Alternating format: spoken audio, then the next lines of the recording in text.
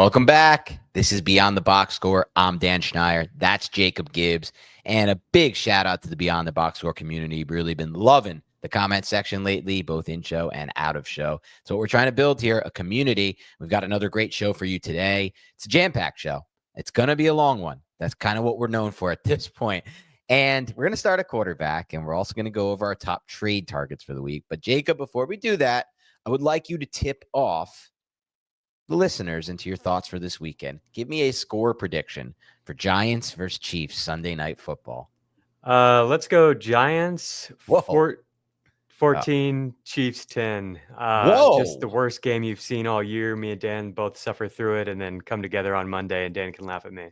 Whoa, Giants with an upset victory, according to your prediction. Dude. We suck, dude, announced for the Chiefs.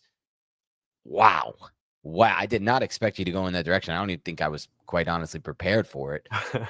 I think I'm not going to give my score prediction yet. I'm going to do that on Shout Out, Little Plug Got Action. Beyond the Big Blue Banter show later this week. We'll do a preview and my prediction. But wow, I was taken aback by that, Jacob. But let's talk fantasy football. That's what we're here for. And first, before we do that, I want to thank all of the listeners who left us a review and a rating on Spotify and iTunes. They keep flowing in. Over the 600 mark, we need to get to 1,000. That's the key number where I think we'll start showing up more on iTunes. And by the way, just to give you an idea of why I'm pushing this every show, it's because when you leave us a rating and review, not only can you leave a question that we will answer, and we will read the chat as well and answer those, but the best way to get your question answered is by leaving a rating review. But also, it puts it in front of different eyeballs, and it allows people who don't know about our show and have never heard about our show to give it a chance. And Jacob and I are confident with the content we're delivering that if you give the show a chance, you'll probably stick with us. And that's what we've seen so far. So please leave us a 5-star rating and review if you haven't already. We will answer more questions. But let's start, Jacob, with some data on quarterback accuracy. I can't wait to get to this, Jacob, because I want to see. I know we did the show already earlier this offseason, but I want to see who's been on target so far this season at the quarterback position. All right, Dan. 3 quarterbacks have a lower catchable ball rate on throws of 5 or more air yards from a clean pocket than Bo Nix through 2 weeks. So Nix is at the bottom, near the bottom. 60% is what Nix's rate is. These are throws of 5 or more air yards from a clean pocket. 3 quarterbacks or worse. You are not going to like these answers, Dan. Do you have any guesses? Who's been less accurate than Bo Nix? It's not Mahomes. We've already talked about him. It's not Mahomes. Obviously, guess Patty first. All right, we won't do that. I thought he'd be in the mix there. I mean, he's close. It can't be Russell Wilson. You said I'm not going to like it, but it can't be Russell Wilson. Not Russ. It can't be Daniel Jones. He's been too good too. Why would I not like this? Okay, Trevor Lawrence. No, we'll get to him. I would assume I wouldn't like that because I was high on him preseason. CJ Stroud. Yep. Oh, my boy. Worst in the league, 56%. CJ Stroud. Damn it. Catchable target rate on these throws. Don't like to hear that. All right, so I got that. Let's go to Caleb next, right? He's in there. No Caleb. Okay, that's good to hear. We'll get to him too. That's good to hear. We got Stroud. That was a good guess. Caleb was a bad guess. I'm trying to think through the league. Obviously, Bo Nix is down there. We already mentioned him. Not Geno, even though he hasn't been great. I don't want to guess that. Who else can I guess here that would be right? I'm trying to just go through divisions in my Jalen Hurts? No, he just doesn't even attempt passes. Right, yeah. Who else would be in there? JJ McCarthy. He's close. You want me to give it to you? No, I want a couple more guesses. The answer. I was close with JJ McCarthy. I thought that was a good guess. I'm disappointed it was wrong. Working through the NFC South. Bryce? Is Bryce that bad? No. Not quite. No, not a good guess. Fields? No, he's actually been pretty good. I mean, it wasn't as good in week 2, but overall pretty good. Not Drake May. No way. Don't say my sweet Prince Drake May. That's never going to happen. I need the answers. Yeah, I'm going to need the answers. All right. So CJ Stroud is worst at 56%. Second worst is Baker Mayfield at 57%. Whoa. Kind of like Patrick Mahomes, played well overall, I think, to keep although PFF doesn't grade him very well overall, but I think has played well. I mean, enough to be 2-0. But the accuracy has not been very good. These are, throws from a clean pocket of 5 or more air yards. Geno Smith is next at 59%. Oh, I did early guess him. I just didn't think. Wow, it His week hasn't 2 looked game. great, right? So, right, it hasn't looked as we thought it might so far with Geno. On that note, I think the Chargers might be really freaking good defensively. Defense, Like, I think yes. they're low key kind of like the Packers of the AFC. They just can't run the I ball as well. love that take about the Chargers defense, especially because my boy is breaking out, Deion Henley. I thought the Giants take him at 57. He won in the 80s, and he's been awesome. He's their captain and their most athletic, one of the most athletic linebackers in the NFL. Little shades of Fred Warner when you watch the Chargers defense, but I like that take. Chargers being the up-and-coming defense of the AFC. All right, I got a few more catchable target rates to share with you. You can find all this in the Fantasy Points data suite. Find that at data.fantasypoints.com. So again, 60% is what Knicks was at. There were 3 quarterbacks who were worse. Patrick Mahomes is right in that range. I think he's like 62, 63%. 68%, JJ McCarthy. Also at 68% is Kyler Murray. 79%, QB 15, Caleb Williams. Okay. Yeah, much better in week 2. I had a tweet that like blew up that was about, everybody. It was the 5 best quarterbacks in this metric in week 2. And it was just because I cooked somebody in the replies about Caleb. And so Bears Nation just like latched onto that so hard. They're like, well, it's easy when it's all checkdowns. I'm like, his average depth of target on these throws is 15 yards. So really pretty, there's still misses, but overall was better in week 2 for Caleb. Much better than we saw last year. 81% for Trevor Lawrence and Drake May. So that's up slightly from Caleb at 79%. That puts those two at QB 10 and 11. 83% for Spencer Rattler at QB 7. His average depth of target's only like 12 yards on these throws, which relatively low. QB 3, you've been waiting for it. Daniel Jones. Oh, God. His average depth of target on these throws is 16 and a half yards, which is deeper than almost every quarterback. Russell Wilson is one of the few that has a higher average depth of target on these throws. And we're talking about 22 of these attempts from Jones. So it's not a small sample size. 77% completion percentage on these throws. QB3 in catchable ball rate. Again, we're talking about throws of 5 or more air yards. They traveled 5+ yards in the air to the receiver past the line of scrimmage from a clean pocket. Daniel Jones. Who could have guessed?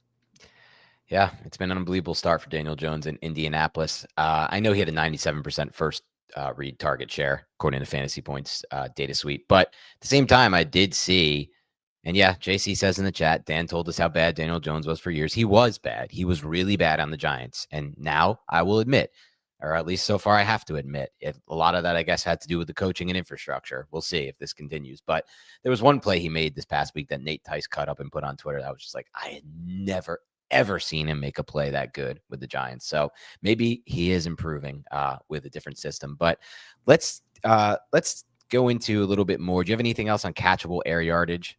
Yeah, catchable air yards. If I can share my screen here, the Fantasy Points data suite here.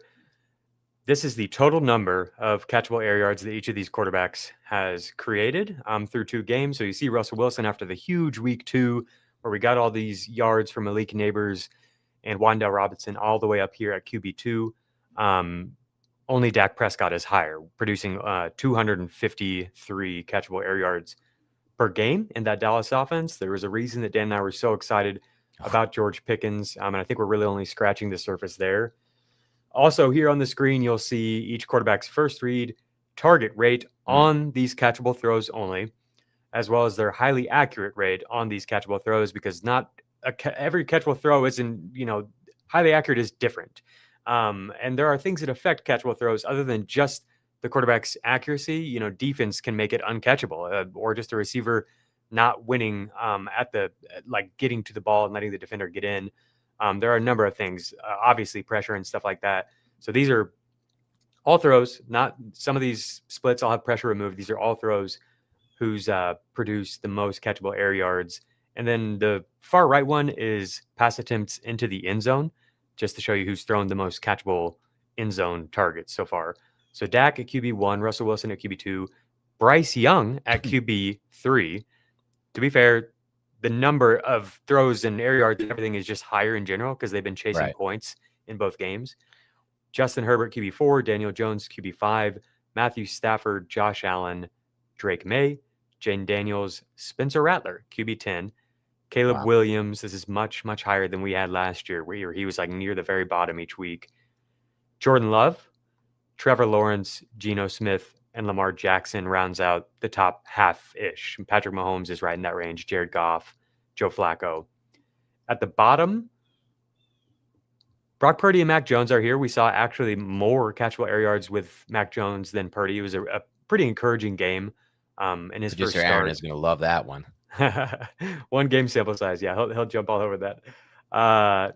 Jalen Hurts here with 0 end zone targets that have been catchable, only 170 catchable air yards in 2 games. So that's the lowest number for any quarterback. Aaron Rodgers is close at 171. He's been throwing everything super short, tons of screens in that offense. You see his first read rate is much, much higher than the other quarterbacks in this range. Interesting. Justin Fields, Kyler Murray are the only other 2 that have averaged fewer than 100 catchable air yards per game. So you see Bo Nix down here, Michael Penix, CJ Stroud. These are just names to know.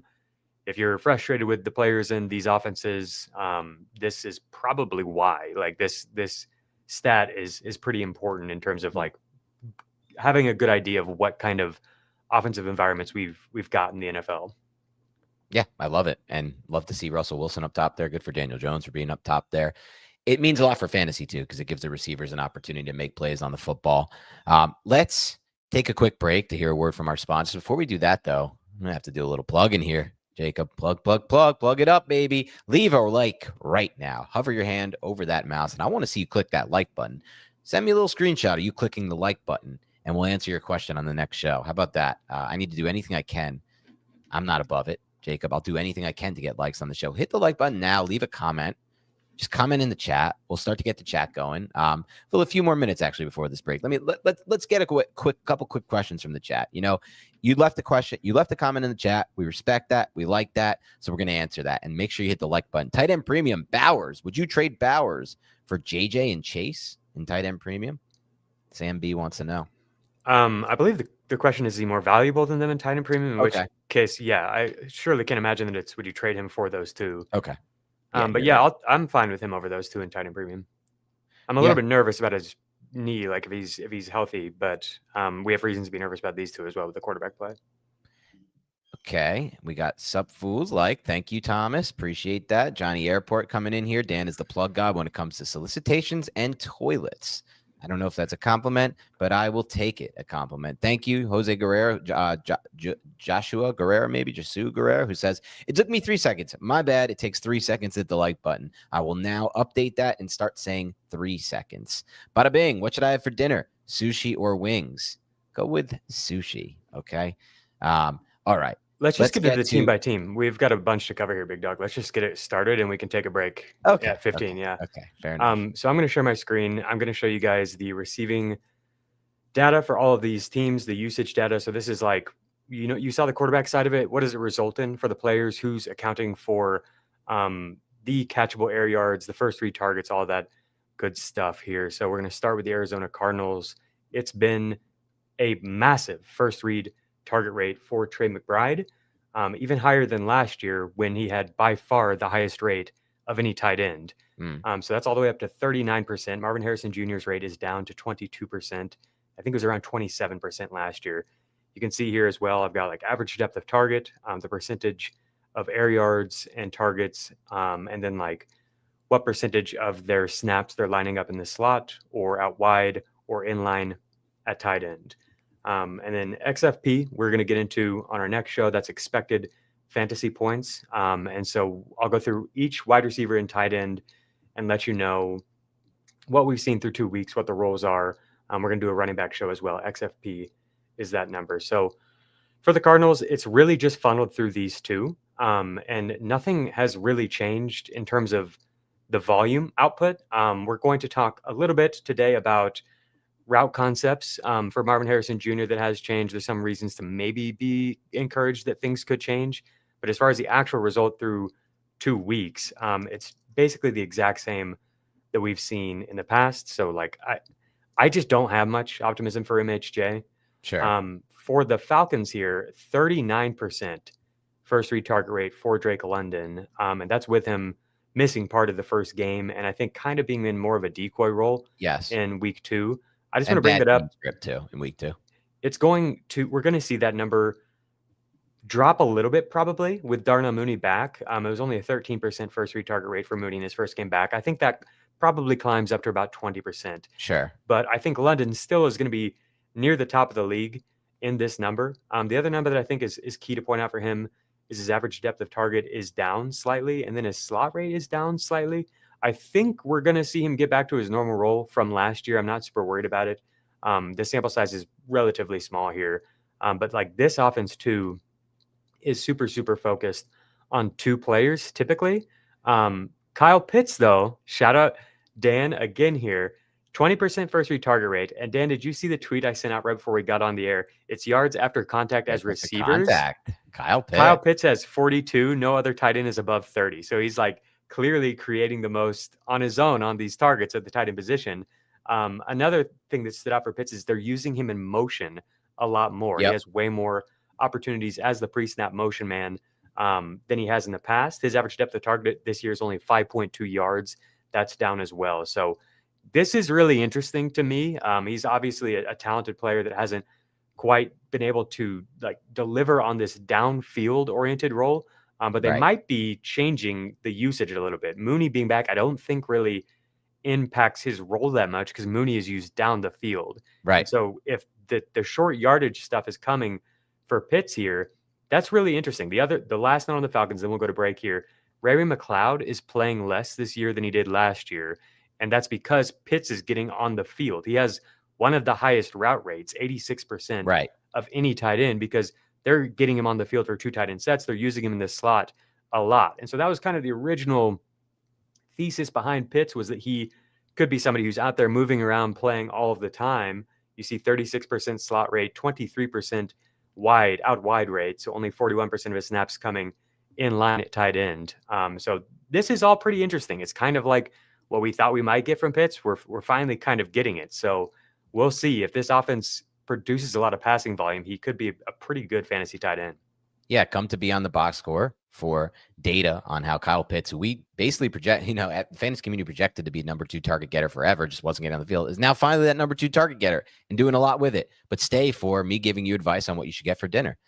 Just joking. All right, let's take a quick break. Hear a word from our sponsor. We're going to get back into the data.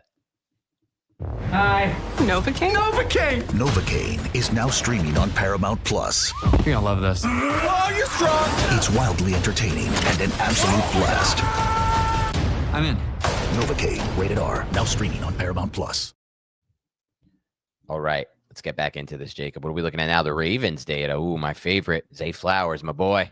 Yeah, man. 44% first read target rate for Zay Flowers. His average depth of target is up to 12 yards. They're getting him the ball on screens and stuff, the design stuff like we've seen, but then they're also getting him the ball down the field a lot. 46% of the air yards have gone to Zay Flowers. The overall result is a 40% target share. This is just like, it looks like a clear year 3 breakout. And maybe Isaiah likely disrupts this a little bit. It's probably going to come down some because like 40% target share is just not real. But like the fact that we've seen this for 2 games and it looks like the offense is just funneling through him is so noteworthy. The only other thing is Mark Andrews, 12% first read target share. He's just not somebody that I feel comfortable starting at all. Whereas we thought, like maybe he could be the bridge to Colston Loveland or whatever. I think there's a lot of better options at tight end that we'll find as we go through the usage today. Moving on to the Bills, we've got a 27% first read target share for Keon Coleman, and then just a bunch of players. 16% Josh Palmer, 14% Dalton Kincaid, 14% Dawson Knox, 9% Khalil Shakir. That's kind of where we're at with this team. I think as we get a larger sample size, they were super run heavy in week 2. As we get a larger sample size, that we'll probably get more Shakir and things will even out and look a little bit more similar to what we saw last year. But it's like, it was already kind of like this. And then we add Josh Palmer to the equation, who's actually a pretty decent player. And I don't know if you're really going to be able to trust the volume any given week for anybody in this offense. Maybe Keon, maybe Shakir at some point. For the Panthers, I wanted to bring up that Tedero McMillan, we're going to talk about him a lot today. His first read target rate is actually only 24%, which to me speaks to the room for growth that we still have here. because he's been very good, and he's really the only thing in the offense that's working. Like, they're kind of forcing the ball to Hunter Renfrow because they have to, because they're getting basically nothing from Liggett. Jatavian Sanders is okay. Like, he plays his role. As I look at this, it's like when we get Coker back on the field, if this offense can be better, their line is a little bit banged up right now too. There's so many offensive line injuries around the league right now. If we can get more functional and T-Mac can just like keep growing this rate, I think things could be really, really huge for fantasy for him. We'll talk about him in the route data section because there's some really encouraging notes on McMillan. Moving on to the Bears, 33% first read target share for Roma Dunze. He has to be maybe the biggest winner at wide receiver through 2 weeks. Yeah. 14-yard average depth of target because he got a ton of downfield looks in week 2. But we saw in week 1, it was shorter. And I think overall, he's going to be in that probably 11 to 12 average depth of target range, which is like wide receiver 1 range. If it stays in this 14-yard range, that would scare me because of Caleb's accuracy issues. That might be a more volatile player, but like if he settles down and he keeps getting such a high first read target rate, there's really huge upside for Odunze. I moved him up. Check out we did like basically every player yesterday in terms of where we would rank them if we were drafting right now. And I had Odunze high, but dude, the more I've dug into this stuff, I'm like, I actually am pushing him even higher. Yeah. I think I moved him up into like my top 40. Olamide Zaccheaus actually is second on the team in first read targets, even though he only has a 51% route share. The DJ Moore stuff is really interesting because they're just not really prioritizing him. They're just basically sending him down the field, and sometimes he gets targeted. But some of the quotes from Ben Johnson about like, what are you doing when the play's not designed for you and the ball's not going to you? Like, it could be about him. Not very many of these plays have been designed to him. He only has a 19% first read target share. So that is something I'm keeping a close eye on. Because it's a pretty concentrated offense. It's basically just been those 3 receivers. Komet's first read target share is only 10%. And then Burden and Loveland, they've designed a handful of plays too. I think we'll continue to see their package, grow as they get more integrated into the offense. Moving on to the Bengals, we got a 43% first read target share for Jamar Chase, 23% for T. Higgins. I think that Jamar Chase, it makes sense. I told you that the 7-game split with Jake Browning actually does slightly favor Higgins. I think what you've laid out makes the most sense, that it will be Chase who when we saw them go to Browning last time, they started doing a lot of the things that Joe Burrow seems to not want to do so much in terms of pre-snap motion and stuff like that to kind of diagnose what's going on. He seems to like it more static. I think if they do more of that, that is only going to be more and more Jamar Chase. They've been getting Jamar in more motion each year. And so I think it makes a lot of sense that he would still be pretty freaking good for fantasy. I have him at wide receiver 6 this week for like week 3 rankings, and T. Higgins is like just outside of the top 20. So that's, for now, kind of how I'm projecting it. Nobody else is worth mentioning, even before the Burrow injury. As you look at the rates here, it's just kind of split up among 3 or 4 guys outside of the top 2. Another offense that's ended up being a lot more balanced than we've seen in the past is this Cleveland Browns offense. 28% first read target share for Judy, 21% for Harold Fannin, 19% for Cedric Tillman, 11% for David Njoku. As I think about this offense, like, to me, Tillman is the one who really stands out, and we could see more of these first read targets from Judy shift his way. I think it's really interesting that his average depth of target is 9 compared to 12 yards for Judy. That's been the inverse of that in the past, but they're using Tillman in motion a lot more this year. I think we might be seeing like kind of a changing of the guard here, where it's like more focused on Tillman and Fannin. So those are the 2, if any, that I'm really keeping an eye on for the Browns. Talk about our Cowboys here. 34% first read target share for CeeDee Lamb, 25% for Jake Ferguson. The usage has been really fantasy friendly for Ferguson through 2 games. Only 18.6% first read target share for George Pickens. Another note for Pickens is that his average depth of target is 14.8 yards. I think that we might see them shorten that up and get him more easy looks than we've seen so far. So far, he's basically just been asked to go out wide and win, which he can do. That's basically how he's made a living in the NFL so far. When we talk about like the route design stuff, he is getting more horizontally breaking routes. So to me, like, I think that there might be a plan to get him some easier catch and run type looks, which is what we talked about heading into the year as like a potential upside case for Pickens.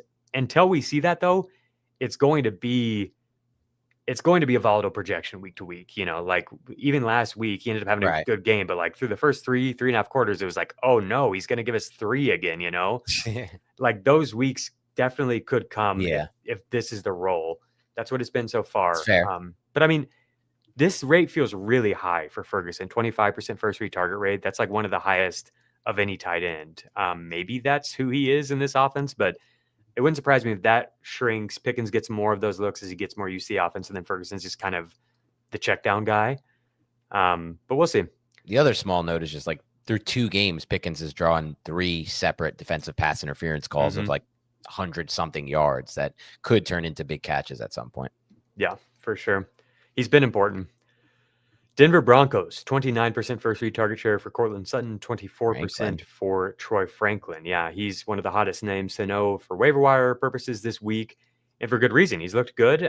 He was a prospect that people were pretty excited about, and then he had a quiet year 1. But it's like sometimes this, you know, I think we may be a little spoiled with receiver, you know, where it's like sometimes it does take time.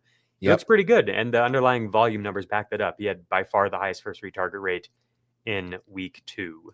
He has a team high 179 air yards compared to 132 for Cortland Sutton. Beyond those two, it's just a bunch of guys mixing and matching. 11% rate is the next highest for both Marvin Mims and Evan Ingram. The Detroit Lions, huge bounce back in week 2. On the year, we've got a 33% first read target rate for Amon-Ra St. Brown, 20% for Sam Laporta, and then only 13% for Jamison Williams. Have you really adjusted your thoughts on JMO at all? I'm curious where you're at. We haven't talked about him very much. We haven't talked about him much. I think he's what I kind of expected he would be when they have those explosive games on offense, which I think will mostly come at home or in dome games. He's a threat to be a top 10, top 5 player on a weekly basis, but he's difficult to kind of assume a consistency for. For sure. 17-yard average depth of target. So far, we haven't seen as many of the catch and run plays that we saw last year with Ben Johnson. It'll be interesting to see how this develops, because if this is the role, there are very few receivers who fill this role and are usable for fantasy. Right. Definitely not going to be consistent. So that's definitely something to keep an eye on. The Packers receivers. Maybe a trade high candidate after that week, possibly. It's just split. Yeah, you could for sure. It's split really evenly in Green Bay, and I think that's probably what we're going to continue to see. I do think that's relevant for Tucker Kraft. You got to see Golden go up, though. It's crazy to not. Golden's got to take a step forward there. Yeah, I do think it's relevant for Tucker Kraft that he only has an 18% first read target rate. That's not bad for a tight end, but like so much of what he's done is just him being awesome and creating on his own, which he can continue to do. But we would like to see somebody that we're, talking about as like at the top of their fantasy position, like put in a role to accentuate what they can do, not just have to do it all on their own. For the Texans, it's all Nico Collins, nobody else. They desperately need one of these young guys to step up and get on the field more. We have a 38% route rate for Jaden Higgins, 36% for Jalen Noel. Each of them only has a 6% first read target rate. So they're not designing anything for these guys. It's 31% first read targets to Nico Collins, and he's out there with Justin Watson and Dalton Schultz and Cade Stover and Xavier Hutchinson, and it's not working. CJ Stroud is the lowest catchable target rate, because where the hell is the catchable target presenting itself? There's one guy. There's that, good luck, CJ. It's crazy. They've really struggled to create separation early in this year, more so than most receivers from everything I've read.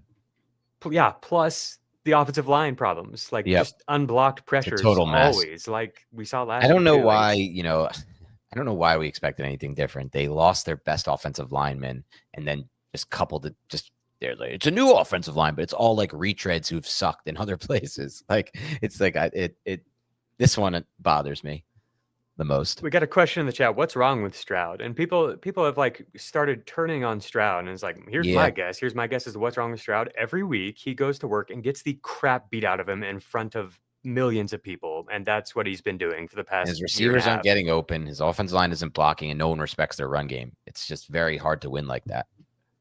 Indianapolis Colts, 25% first read target rate for Tyler Warren, 21% for Michael Pittman, 19% for Josh Downs. We saw that much higher in week 2 than in week 1. Yep. He was somebody who maybe is going to have a bit of a slow start with health, based off just, leading up to the season where he was at. 15% for Alec Pierce, 11% for Adonai Mitchell. So 5 players above 10%. We've mentioned that Daniel Jones is almost exclusively operating like through his first read.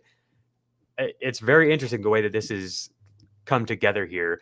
They have, I've heard it, described as like a basketball lineup where you've got like 1 through 5 kind of, like different archetypes of players here. And Shane Steichen is just like putting the pieces together in a way to find the weak spots in the defense. And so far it's worked really, really well. They're producing like over 400 yards per game. Yeah. Watching how he uses Warren is so impressive. For sure. Yeah. There's so many like easy space. Exactly. Creating situations where Warren just like catches and runs into this huge open field of space. The average depth of target is 7.1 yards for Josh Downs, 6.6 yards for Michael Pittman, 6.3 yards for Tyler Warren. Meanwhile, Alec Pierce is at 18.5, AD Mitchell's at 20.7. So very clearly defined roles. Say you drafted Warren real quick. Is there any tight end outside of the top 2 that you trade him for right now? No. Right? So I mean, he's I would moved maybe into do a clear. I think you could do a deal where you get Kraft and something else, or if you have somebody. No, I just mean straight up. But yeah, like straight he's up. already, No. I feel like moved into our lock tight end 3 mold, and potentially like should be borderline in that first tier. Yeah, because he's not even fully integrated in the offense yet Right. either. Like it's not like he's playing like Jawan Johnson where he's like 99% of the snaps. He's still going to see his route rate grow as the year goes on. Tyler Warren is. Moving on to the Jaguars, 25% first read target rate for Brian Thomas Jr., 22% for Travis Hunter, 17% for Dimey Brown, 14% for Britton Strange, and 7% for Parker Washington. Of course, fantasy players would rather see some of these Dimey Brown, Parker Washington targets go away and be funneled just to these top 2 receivers. That's not what we've seen so far. Only a 6-yard average depth of target for Travis Hunter. So he has 88 air yards on the year, and it just hasn't been very productive. 66% of his routes coming in the slot. We're hoping that things pick up here. I think there are some reasons to be encouraged by the Jaguars. We talked about that on Tuesday's show.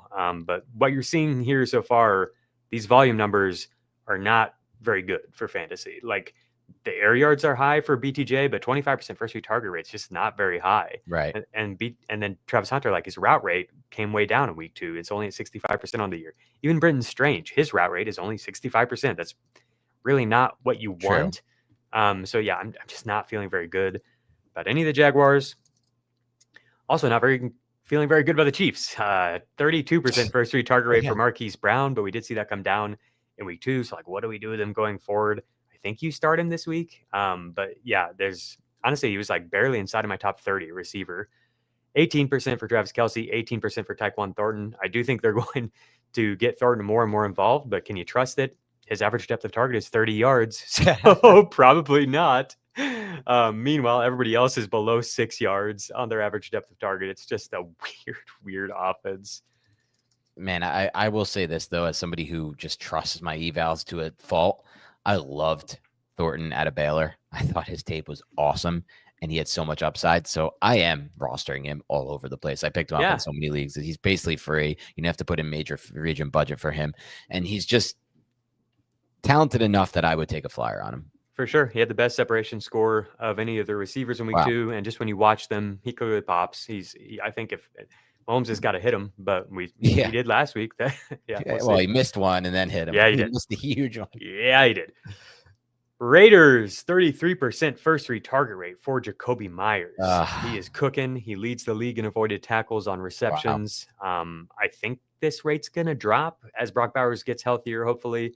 But for now, 9-yard average depth of target, that's not bad. He's getting a lot of looks funneled his way, mostly playing out of the slot. 61% slot rate for Jacoby. 22% first read target share for Bowers, 20% for Trey Tucker is much higher than I expected, but this is the lineup that they're running out there. Like, if Bowers isn't able to have a commanding target share, then like somebody's got to get it. That's why I was so excited for Bowers. Right. Is like Trey Tucker and Dante Thornton, those guys aren't getting targets, but right now they kind of have to because they're on the field. 89% route rate for Tucker, 70% for Thornton. That came up in week 2. Mayer is mostly just out there to block. 28% route rate for Mayer. This is fantasy points data. If they run a screen and you're a blocker on the screen, you don't get a route. So stuff like that is going to make his route rate look a lot lower than other sources. But to me, that's what I want. I want to see the like truest representation of what they're doing out there. Chargers, 27% first read target share for both Ladd McConkey and Quentin Johnston. I think we're going to be fine with Ladd McConkey. 24% first read target share for Keenan Allen. He's had a really fantasy-friendly role. His route rate is 78% compared to 90% for the other 2 Chargers receivers. So he is pretty much just playing in 3 receiver sets, but they've been passing so much that he's getting on the field a ton still. And it's come on a decent average depth of target, 9 yards for both him and McConkey. QJ's average depth of target is all the way up to 15 yards. So we've seen a lot of these bombs that they've connected on, giving him huge upside. Dan and I talked about him, and honestly, like, could be one of the sneakier buy candidates at receiver because people still kind of don't believe in him. The Rams, you'll love to see how concentrated this offense is. 36% first read target share. Classic Rams. 33% for Devontae Adams. Next highest is 7%. It's just these 2 players, and they're going to crush for fantasy. Miami Dolphins, a bit of a bounce back last week. Can I get a temperature check on Miami? How are you feeling with them? They look better. I got to watch the tape, though, so I haven't done that yet, so I don't know. 26% first read target share for Jalen Waddle. For the first time ever that these 2 have been together, Jalen Waddle has matched or exceeded Tyreek Hill's first read target rate in back-to-back games.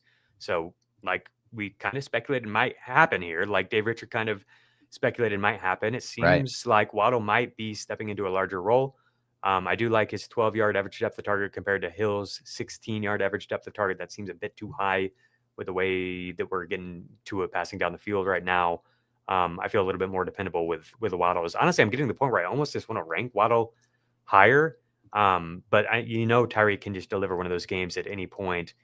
The other thing about Waddle is they never use him in the slot anymore. I don't know if people realize this. 85% out wide, which is something Matt Harmon has talked about, is like they kind of just ask him to go win like he's an X receiver, which isn't really what you want for fantasy. I think he's good enough to do it. But I wish that they moved him around more. I think both of these guys are going to be really volatile, honestly, week to week.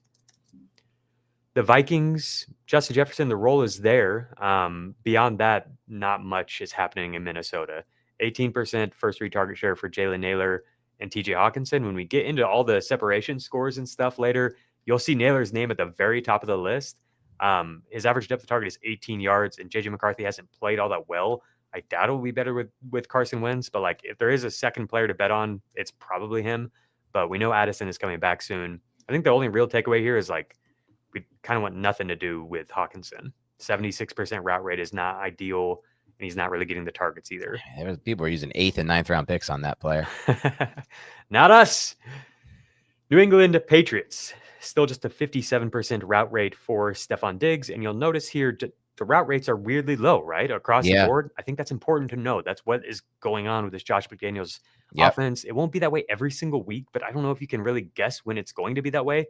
Last week, they went way more 2 tight end sets, and we got like no playing time for Pop Douglas at all.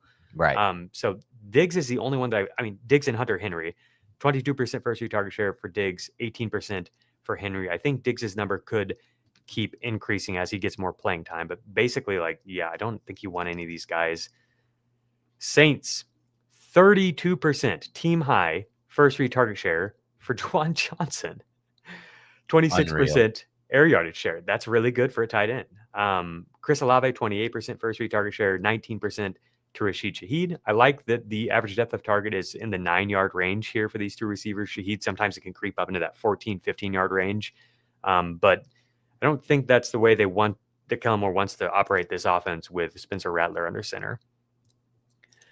New York Football Giants, 46% first read target share for Malik Neighbors, 32% for Wan'Dale Robinson. They are challenging the Rams as the most concentrated offense, and it's coming on ridiculously high average depth of target so far. I think we'll see that come down, but at the same time, like that's kind of what the Steelers ended up just defaulting to with Russ too, right? Like that's what he does best. It's such a weird offense. Jets, 44% first read target share to Garrett Wilson, 49% of the air yards. Nobody else matters. Just Josh Reynolds' number came in just one game. He missed week 2. Mason Taylor is playing a lot, 80% route rate, only 8% of the first read targets, 8% of the air yards. If you like Mason Taylor, then keep the candle lit because he is playing a ton, and that's great for a rookie tight end, but no volume so far. Eagles, good rates, 31% first read target rate for A.J. Brown and Devontae Smith. We know the drill here. Like, good rates often doesn't equal good numbers, but it can. It's just like somebody's got to press the Eagles into doing it. Steelers, only a 24% first read target rate for DK Metcalf on a 4.9 yard average depth of target. Overall, looking at a 20% target share. He scares the hell out of me. I never know what to do with him with the rankings because this on paper is not a fantasy relevant player. Not is it only like not a good player? It's not a fantasy relevant player. We're talking about like 5 to 6 targets per game in this like low volume offense with one of the lowest expectations in terms of passing production. I don't know, man. Like he can have a big week. Obviously, he can turn basically any play into a touchdown, but I just don't. They run it through like all these bits and pieces. They're like doing screens in all these weird little ways to just try to manufacture offense. I don't know, man. I don't know what to do with him. I had a hard time. That's been pretty consistent with Arthur Smith. Yeah. No, that's the thing. Arthur Smith has never really produced a wide receiver one that's been that good for fantasy, and he's had A.J. Brown and Drake London. Is DK Metcalf going to be the one? I don't know. Yeah, I mean, to be fair to Metcalf, he's dealing with by far and away the best throw of the football that Arthur Smith's ever had, in my opinion. And still, even today, like I saw some of the cut-ups of Rodgers, he still rips the ball, man. Yeah. San Francisco 49ers, we have a 27% first read target share for Juwan Jennings, even with the kind of ease in here, even with a 71% route rate compared to 83% for Ricky Pearsall, 25% for Pearsall. It's just these two for right now. And it seems like, to me, it seems like Juwan is the guy. You mentioned that he has an ankle injury. There is we've seen massive air yardage numbers for Pearsall. He has an average depth of target of 18 yards. I was hoping they would get him more catch and run stuff, and maybe they do. But to me, it's like we've seen Juwan do this already where he can be like a 30% first read target share player. So for now, that's who I'm betting on, even though I've been pretty encouraged with what Pearsall has shown us overall. I like his route concepts, and I think that he can win on those routes a lot.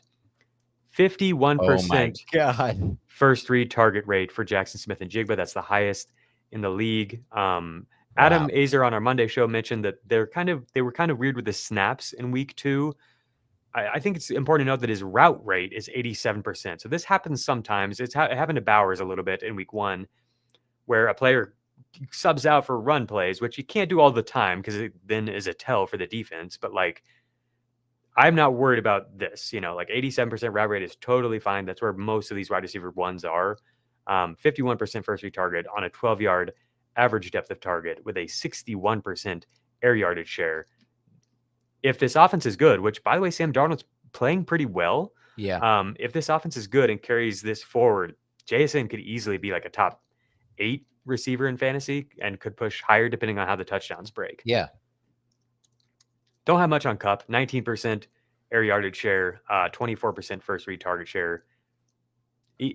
Keep an eye out on Kupp. If the offense plays well, he could be somebody who carves out a really important role in the red zone. But really, to me, it's just JSN. I mean, of course, look at these numbers. 51%. That doesn't leave much for anybody else. Torrey Horton's route rate is 55%. His average depth of target is 20 yards. They haven't really designed much to him. He's just kind of out there to clear space, but that might change. He's a rookie in his second and third game in the league here. Buccaneers, only a 20% first read target rate for Emeka Egbuka and a 27% air yardage share for Emeka Egbuka. 55% of his routes coming out wide, 45% coming in the slot. So on paper, if you're like projecting this forward, this role isn't super fantasy friendly, but obviously the player is good. We think Baker will continue to play better. We think there are, Tristan Wirfs coming back. There are reasons this offense could continue to get better. I don't want to be discouraging about Egbuka. I don't want to say you have to sell him high, but he's not coming close to like taking away wide receiver 1 duties from Mike Evans. We see that, right? 38% first 3 target rate for Evans, 20% for Egbuka. And that's with Evans facing tough cornerback play. Like, I think he's the man here. 45% air yard share for Evans. Unless there's an injury to Evans, then Egbuka is probably just in the secondary role where you might need touchdowns for him to be somebody you can use. Otherwise, he might be giving you like 7 points or whatever. A couple teams left here, finishing up with the Titans. You see an identical first 3 target rate for Calvin Ridley and Alec Iomanner, with more air yards going the rookie's way, 41% compared to 29% for Ridley. This 15-yard average depth of target for Iomanner is going to make him really tough to trust because it's coming from the hands of a rookie who's been in the bottom third of the league in accuracy so far.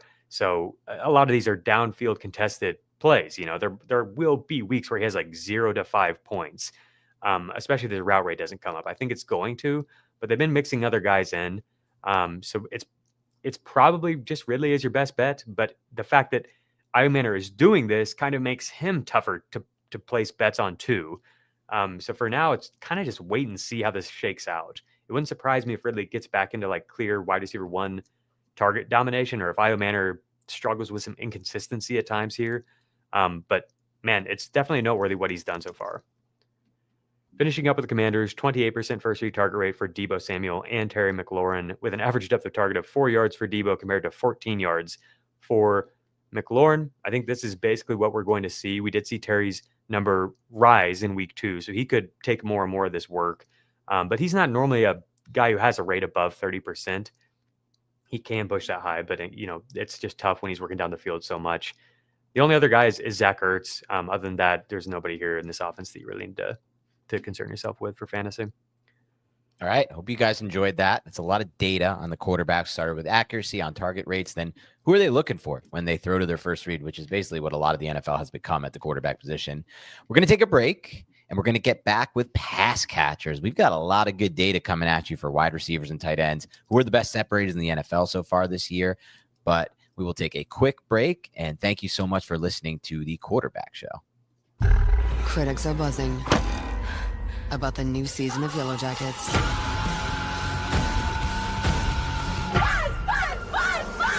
This is not healthy. Yellow Jackets' new season now streaming on the Paramount Plus with Showtime plan.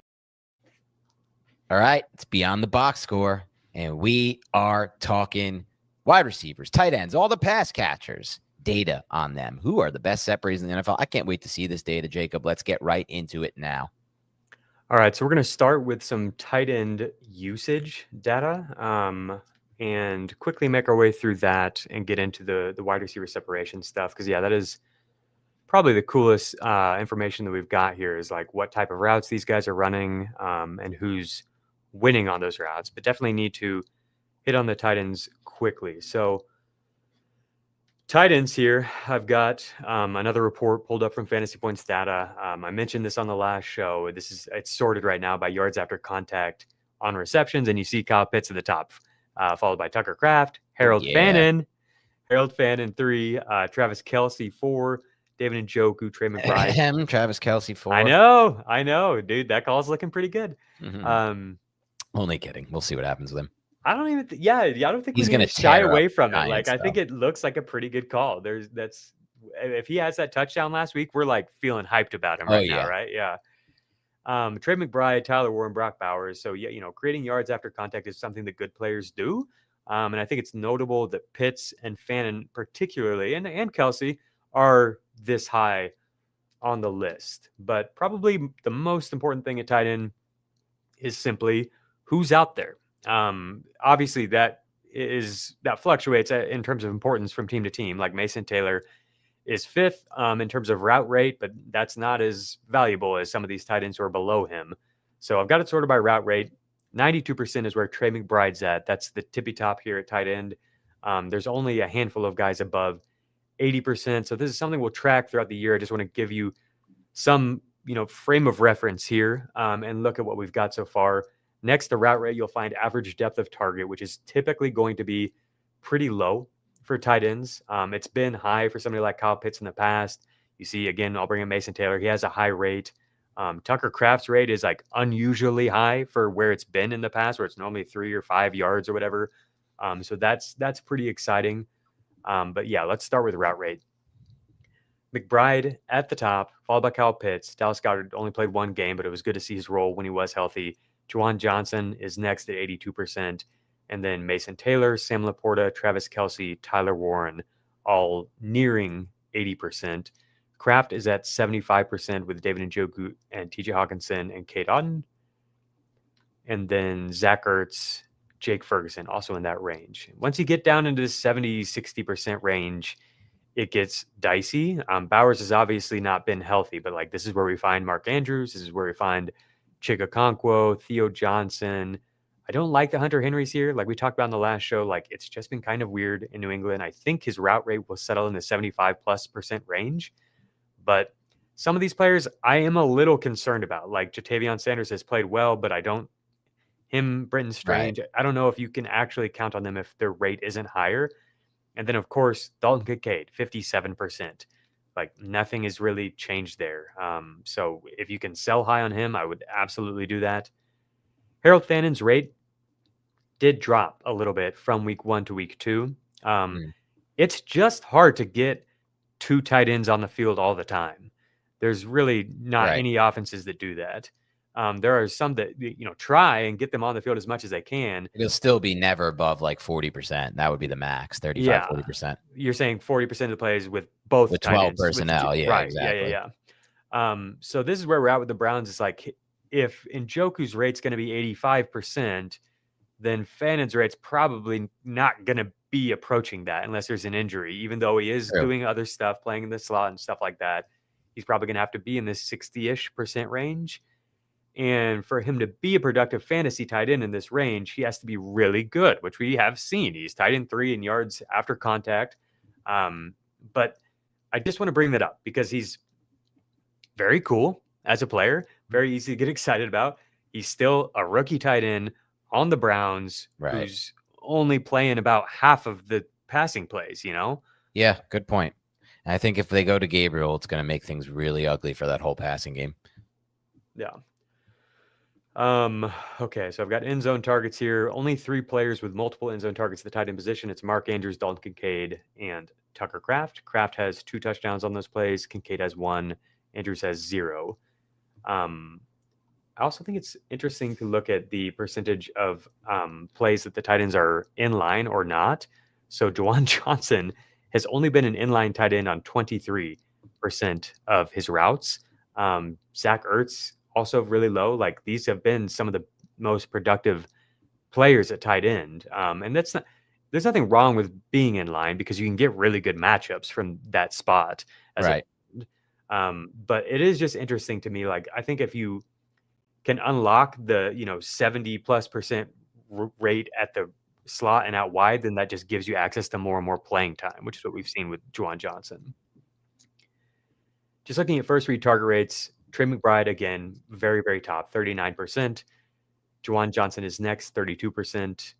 And then we find Jake Ferguson, Tyler Warren, Brock Bowers, Zach Ertz, Harold Fannin, and Sam Laporta as the only guys at 20% or higher. Kyle Pitts is close behind them.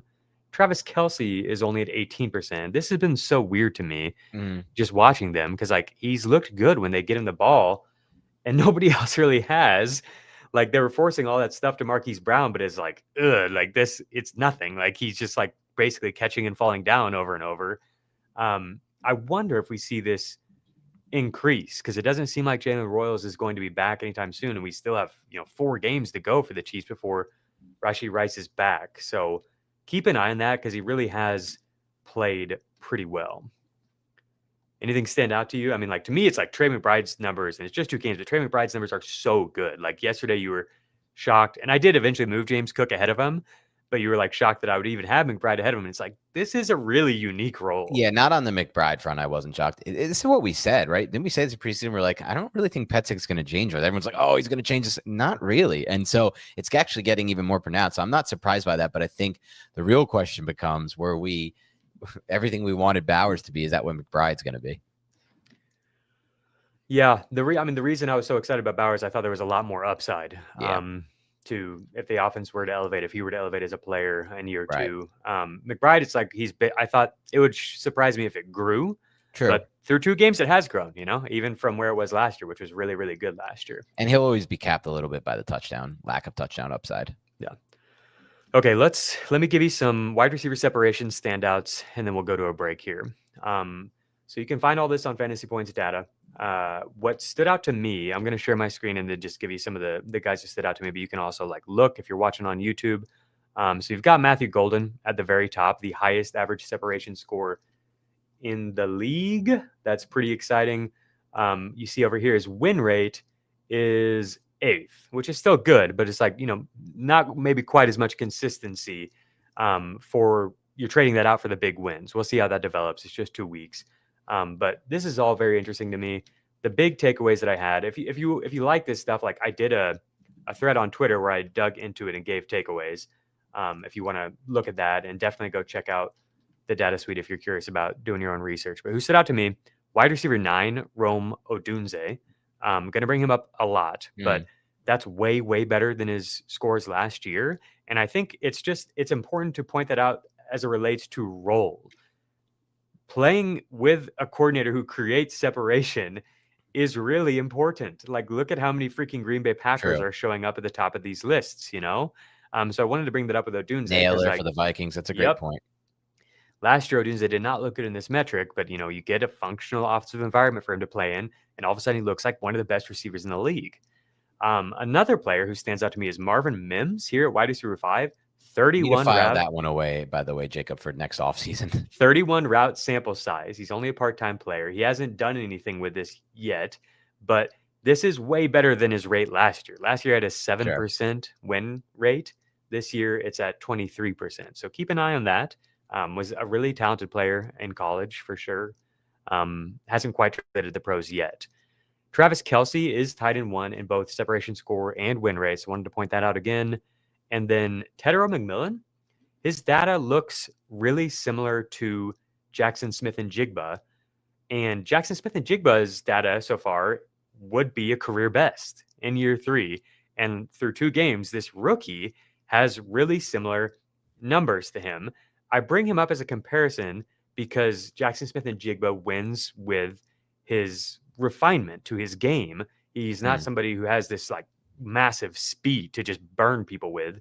And that's kind of what we need for T-Mac. And so if he's able to be creating separation similar to him and have so much more size than him, his rates are notably better than Marvin Harrison Jr. in terms of separation and win rates. They're basically they're right around where MHJ's rates were last year.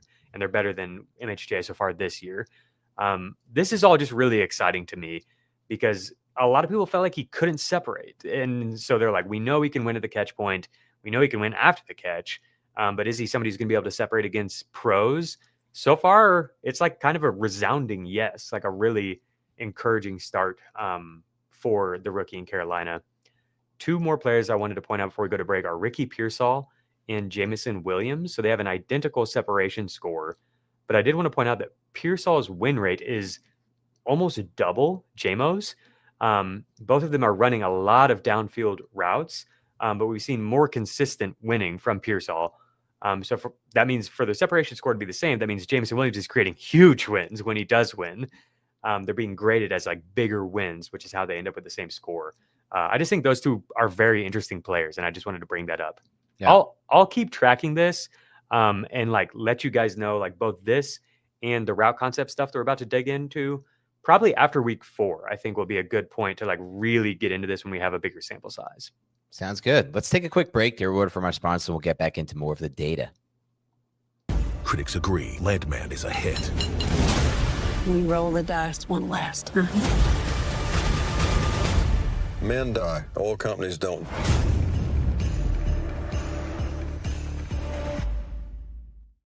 Real quick, I don't know if you saw it, Jacob, but Landman was a lot of fun. I suggest anyone who has Paramount Plus, check that out. It was Billy Bob. He's just such a fun actor. So great show. Just saw the preview. Let's get back into the data though. Alrighty. So I wanted to talk about route concepts, vertically breaking routes, horizontally breaking routes. You've heard me talk about these a lot. We're finally seeing, unveiled what these coordinators want to do. Vertically breaking routes aren't bad. There is upside with vertically breaking routes, of course. If you can beat a player down the field for a touchdown, but you're a lot less likely to draw a target on those plays. There were two players I wanted to point out that stood out as having really high vertically breaking routes. The first one is Tedero McMillan, who we just talked about. The Panthers offense has really focused on horizontally breaking routes in the past, especially for their top receivers. Like Deontay Johnson's rate was almost 50% last year when he was their wide receiver 1. And then we saw that just transfer right over to the guys who took over for him. T-Mac's rate is 38% horizontally breaking routes. I bring this up because I think it's going to change. I think the reason that it's low and that we've seen so many vertically breaking routes is because they're playing from behind. True. I think it's important, though, that he's been winning even with this usage. Like I brought up. Probably also important to note that they will be playing from behind all year with that defense. Sure, yeah, but I mean they've been almost behind like every single snap. I think it might happen all year. Well, that has literally never happened. So I doubt that. I think it will balance out. But I think you really think so? Okay. Yes, that's what I'm saying. Like the most possible percentage of your snaps you could be trailing on is like 65% or 70% or something. They've been like 100%. Yeah, that is a little crazy. I think we'll see it more. I mean, like they were trailing basically all their games last year, right? Like, and their receivers had really high horizontally breaking routes. I think we'll see it balance out to basically what it was last year. I think that's the way they want to use him. I'm bringing this up because I think this lines up with the low first read target rate because it's harder to get somebody the ball when they're doing those downfield routes. And I think all of it could rise and get him bigger target numbers. He's been productive anyway, though, in his first 2 games as a pro, doing this vertically breaking stuff, which is not what this is what everyone thought would be the weak part of his game. But he's been winning down the field. I've been like clipping routes where it's like he's winning multiple times in a game on vertically breaking routes. That's all really encouraging to me. If he can win down the field, then he can just basically do everything. Yeah. The other guy is Malik Neighbors. We saw this last year. In week 1, his horizontally breaking route rate was higher, sorry. So that had me kind of excited. But in week 2, it got way out of control where they had to go down the field all the time. So I wanted to ask you, do you think it's basically going to be what it was last year, or do you think we might see him with more, I just worry because I don't think Russ likes working in the middle of the field that much. He doesn't, and he did a great job of it last week, but he also faced Eberflus, who ran we're at 100% zone in week 1, 97% zone in week 2, and it's a bad zone. So I think that was more of an outlier game. Yeah. Okay, so those 2 players, like, it could be better if they get more catch and run horizontally breaking routes. You're more likely to draw a target, and they're more efficient for fantasy. I just like Neighbors was so good last year, even without them.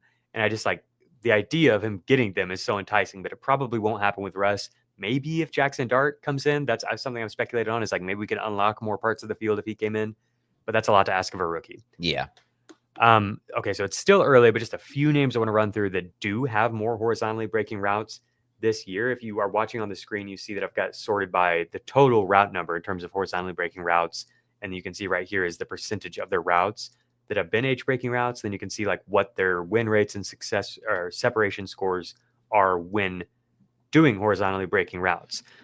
So the names are Brock Bowers and Jacoby Myers, both seeing more of these routes, a lot more of these concepts in Chip Kelly's offense. I think pretty good days are ahead for both of them if Geno plays better than we saw in week 2. George Pickens is doing a lot more of this, so I'm enticed by what this might be, this role for him.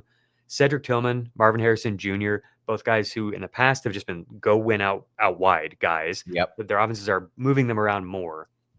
We've seen a result in targets for Tillman. We haven't really for MHJ.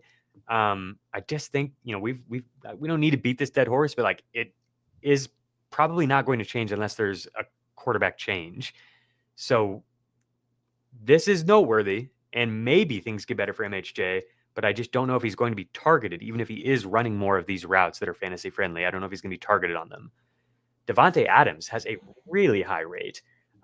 That's really exciting. He's been just dominating on these routes, and we saw that result in way more fantasy production in week 2.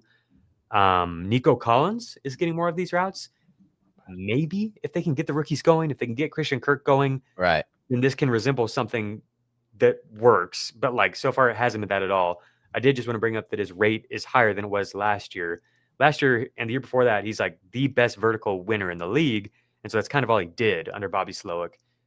Maybe we see a more well-rounded role, which can just allow him to really dominate if he's got more competent players around him to threaten defenses with him. That remains a question. I feel pretty good about the rookies. I just think that they need to. It just is going to take time. I want to feel good about them individually, and I do, especially Noel. But I always mispronounce that. But I don't feel good about the environment. Let's just keep it at that. Yeah. The last one is Jackson Smith and Jigba. So both his horizontal and his vertical route rate are up from last year, which could just be a small sample size. Or it could be that like his other routes, like static routes is something they chart, and then shallow routes, underneath routes, both of those rates are way down, below 10%, which to me suggests that Clint Kubiak is being very intentional with his route designs, where like almost every route concept that Kubiak has put together could produce a target for JSN. And that's, of course, borne out in the 51% first read target rate, the highest by far. Only 4 other players are even above 40% in the NFL. So this is really, really encouraging. We've moved him way up. Again, watch our Tuesday show if you want to see rest of season rankings. But like I moved him ahead of McConkey, which I wouldn't have expected to do after just 2 weeks. But the role just looks fantastic. Alrighty, let's hit our ad break. We'll come back. Right. We've got some trade targets to talk about for y'all. Shout out Johnny Airport, who said Dan even once mispronounced his own last name. And that shout out to all my teachers who never got my name right. No one gets my last name right. Even in the chat today, I see it wrong. But let's take another break. We're going to get back into some more data. Only CBS Sports can bring you big time during the heart of Saturday afternoons. It's big time. It's big time. It's big time. It's big time. On CBS and streaming on Paramount Plus. All right. Let's hit it, Jacob. How are people pronouncing? It's Schneier, right? Is it something other than Schneier? That you're good. You did it. Okay. Some of my friends still can't even spell it. And it's always Schneer, people used to say. Or just like the classic like Schneider. Like they wouldn't read it, or something would go wrong in their mind. Just like, because most people aren't named Schneier, but Schneider is a very popular name. But yeah, it's neither here nor there. All right, so do check out yesterday's show. It's really cool. Like we went into a lot of detail on all the players. There were 3 guys I wanted to discuss today, and then I wanted to also just give you guys the names of the players who were much, much higher on my rest of season rankings than consensus. So any of them, I think, are potentially logical trade targets. And this is where Dan and I landed after talking through all of these names. So you could kind of think of it as like a composite ranking of Dan and I's. There were some areas where you probably would have pushed players even higher, but like the Deebo Samuel ranking, definitely influenced by Dan. He was 30 spots ahead of consensus overall. So I think he's crazy. a great target. Even like James Cook, who you thought I was too low on, where I had him would have been like 8 spots above consensus, and where I pushed him to is like 12 spots above consensus. So I think maybe you don't want to trade for him when he's literally the running back 1 in fantasy right now. It's probably too high. But I do think like people still there's a disconnect between what he's actually capable of doing and what people think he is. So if there is ever a slow part of his season, like he's definitely somebody to keep in mind, because I do think consensus is just too low on him. And I don't know if that's going to change because of the type of player he is, because he's small, because he isn't your prototypical 70+% snap share running back. Yep. Yeah. People see him come off the field so often for Tyler Johnson, and even the times for Ray Davis, and they're just like, this is not an RB1, but everything else suggests he is, including the fantasy points he scored over the last, however many games. Yeah. So the obvious ones I'm like way higher on are, Bashal Tootin, Matthew Golden. You know those guys. Trade for them now. The 3 that I wanted to talk about. Those are the cheap ones too, by the way, Jacob, that we can get. Yeah, and like even though not Golden, he is a clear buy low, but like Tootin even though he's trending right now, I think it's still a great opportunity to buy him if you Agreed. can. Like if you can afford to leave him on your bench and be patient with him. And it might Also, be because not just that, Jacob, just real quick, if you don't do it now, it might be too late. Like that moment could come at any point. It could come this week. Like Right. he saw his role really expand from week He 1 to looked week so 2. good on tape too. He looked like one of the best rookies I've seen from a comfortability standpoint. ETN's role didn't really change after the Tank Bigsby trade. It basically just Right. all shifted over to the rookie. And like LaQuint Allen actually played less than he did in Right. week 1. The other rookie who's there for like passing down duties. So yeah, to me, like it could, if it increases again, if it increases basically any more than where it was in week 2, then it's like he's in this flex consideration and could break a big play anytime. And so you're right, like this might be the last chance that you can trade for him as like not a starter level price. The 3 I wanted to talk about in detail are Rome Odunze and Zay Flowers and Chris Olave. I know you're probably sick of me talking about Olave, No, but I can't be. you take either of Odunze or Flowers, whoever you want to talk about first. They're both interesting to me because they're pushing up, and so it's like I want to talk about some players that you'd be willing to trade for them, and like just how high are we on them, because like you don't want to overreact to 2 weeks. You don't want to buy high, but at the same time, like if you are going to buy high on them, like I'm more inclined to buy on somebody like this, where it's like we feel like they're really talented. We feel like the offense could be conducive to success. And now we see that coming to fruition, like that to me is more comfortable than like buying in on a veteran or something like that. Or less so. To me, the not wanting to buy high is more so not wanting to buy high on one of two things. One, touchdowns, if someone has a lot of touchdowns in the first few weeks. And 2, not fluky, but big plays. But what we're buying in on and why we like Odunze is the clear and obvious jump in his role. And you just went over the data on that. So I don't even consider him a buy high. I consider him still probably you can get him at a price that is still too low for what he is likely to be this year in fantasy football. And things could get even better for him too, by the way, if the offense environment improves. And it looks like, at least from week 1 to week 2, there were signs of the Bears looking much better. And obviously the Lions defense isn't as good as the Vikings. You're not facing Brian Flores, but it's definitely better than some of the defenses that they will be playing this year. So I consider him one of the best buys. As far as Flowers goes, me and you had him as a breakout this offseason.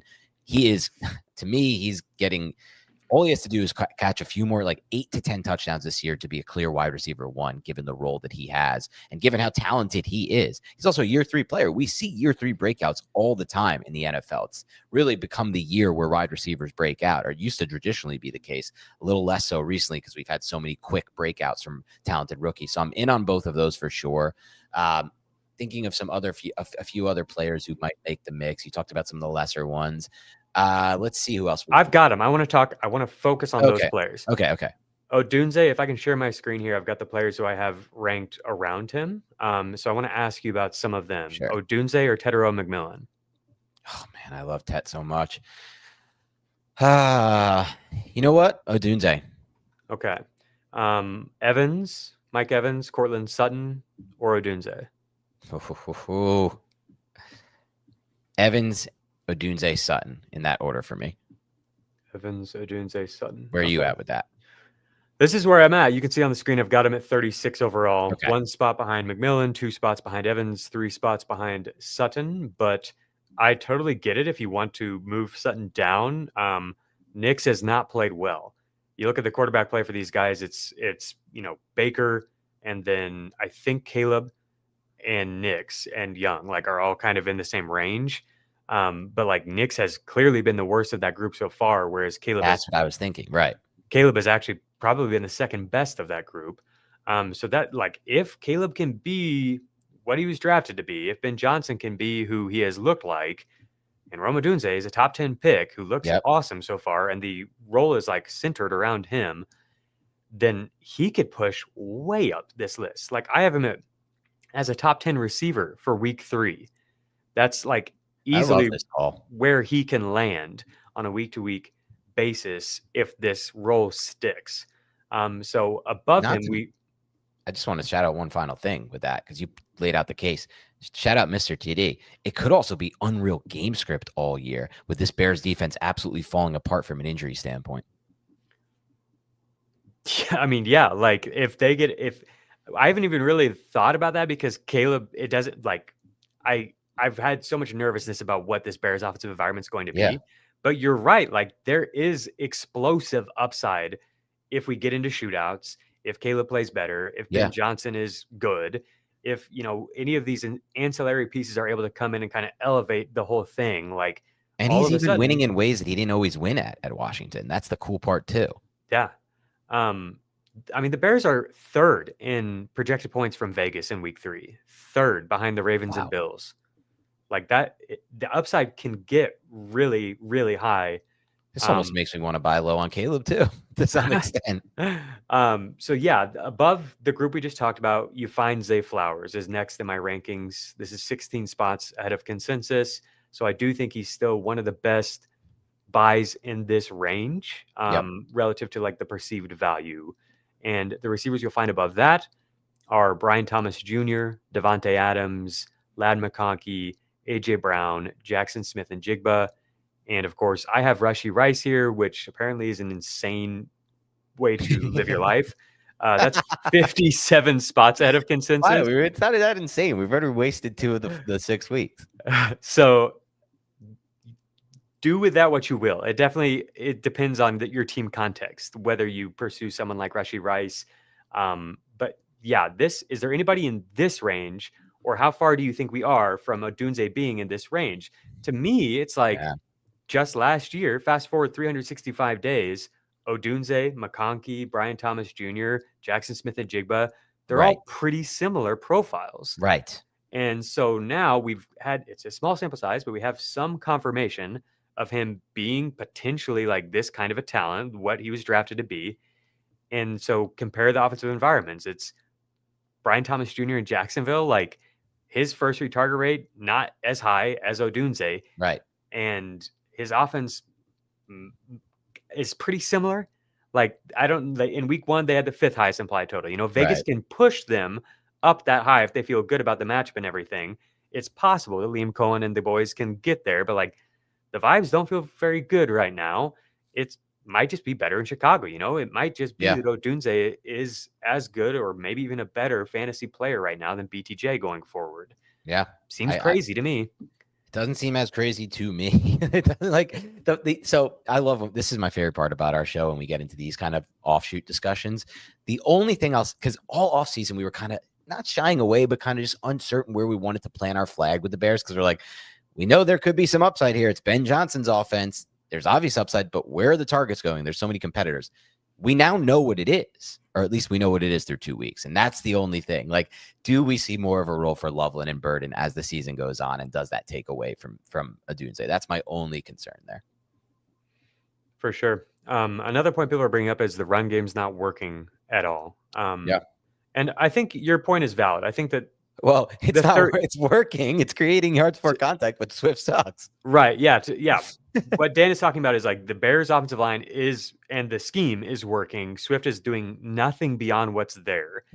They're top 5, top 10 in like yards before contact on running back runs, but it hasn't resulted in much. When is the NFL going to stop trying to make DeAndre Swift work? Yeah, I don't know. Their last in rush success rate. So it's possible that it could get better just through changing to a replacement level running back. And that would help the offense as well. But to your point about, potentially more target competition coming, like that could be a thing. And that's worth tempering your expectation for Odunze. It's very easy to latch onto these numbers by comparison. You got 33%, you've got wide receiver 2 in expected fantasy points or whatever, and be like, holy shit, like move him all the way up, like he's that's way better than BTJ's. His number is only 25%. They could have the same number after week 3. Like it is a small sample size, and there are things that could change this for Chicago. It's always evolving what's happening with all of these offenses and what the coaches are doing and what defenses are doing to stop that. So that's all valid, but it's like, this isn't out of nowhere. Odunze is a really good player, and like it makes total sense that he would become the wide receiver 1 if that's what they want, and it definitely seems like that's what they want. Zay Flowers is the other one I really wanted to focus on as a trade target, because he also can push much higher. I pushed him up. I think maybe at the beginning of me making these rest of season rankings, I had him basically right where T-Mac was. And then after talking to you, like, you're like, I think I would have him even higher. I think that makes sense. Compare him to Jackson Smith and Jigba. Okay. Both of these players are joining Puka Nacua at the tops of charts where it's like they're averaging over 4 yards per route run. And it's backed by this usage that's awesome. Right. And we know they're good players. You know, they're both drafted in a similar range. Sure. One of them plays with Lamar Jackson and the Ravens. The other one plays with Sam Darnold and the Seahawks. And Jason is like way above him in perceived value. And so I'm not saying that where we have Jason is wrong, but maybe where we have Flowers is wrong. Like maybe like maybe if all it takes is like 1 or 2 more of these games, and it's like, okay, this isn't just, the Zay Flowers we've seen in the past. Right. Which, by the way, that's exactly what we've seen from JSN too. He had more target competition, to be clear, but there was a reason for it. But he's fluctuated a lot. That happens a lot with wide receivers, especially young ones. But like, if Flowers can confirm that this is more of who he is, where he's a focal point for the offense, then he probably belongs in this Ladd McConkey range, right? Like maybe even pushing a little bit higher than that. Completely agree. And so I think he's like one of the best trade targets, even though it feels like a buy high, because like I don't even have him that high, and I'm still well above consensus. Yeah, I'm with you on that one. The other players you'll notice here, I'm just going to highlight the extreme positives for my rankings relative to consensus. Bucky Irving plus 11, James Cook plus 12, Rashee Rice, Devontae Adams is plus 7, Amarian Hampton, people are very nervous about.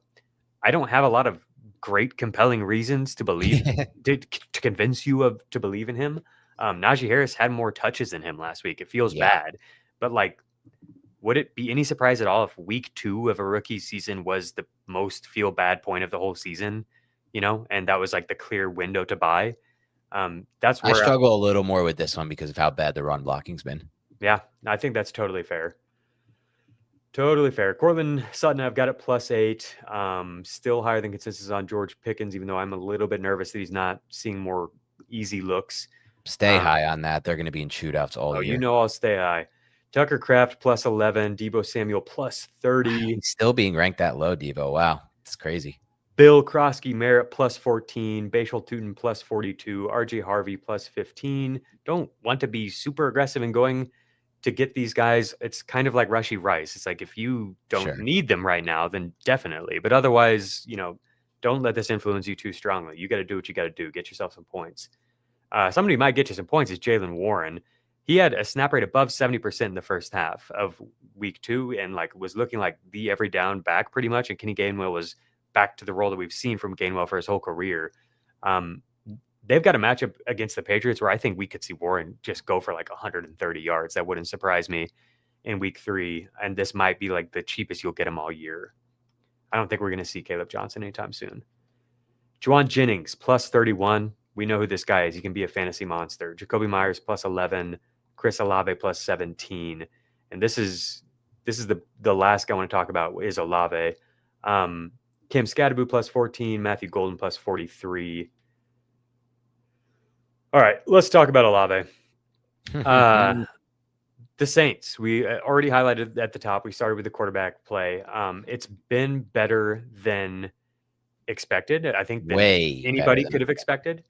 The Saints are playing at the fastest pace of any team in terms of the time that's remaining on the clock when they snap the ball on average. It's by far the fastest. This is something we've seen from Kellen Moore in the past, and we're getting a ton of plays. And Olave is at the center of that. 13 targets, 10 targets.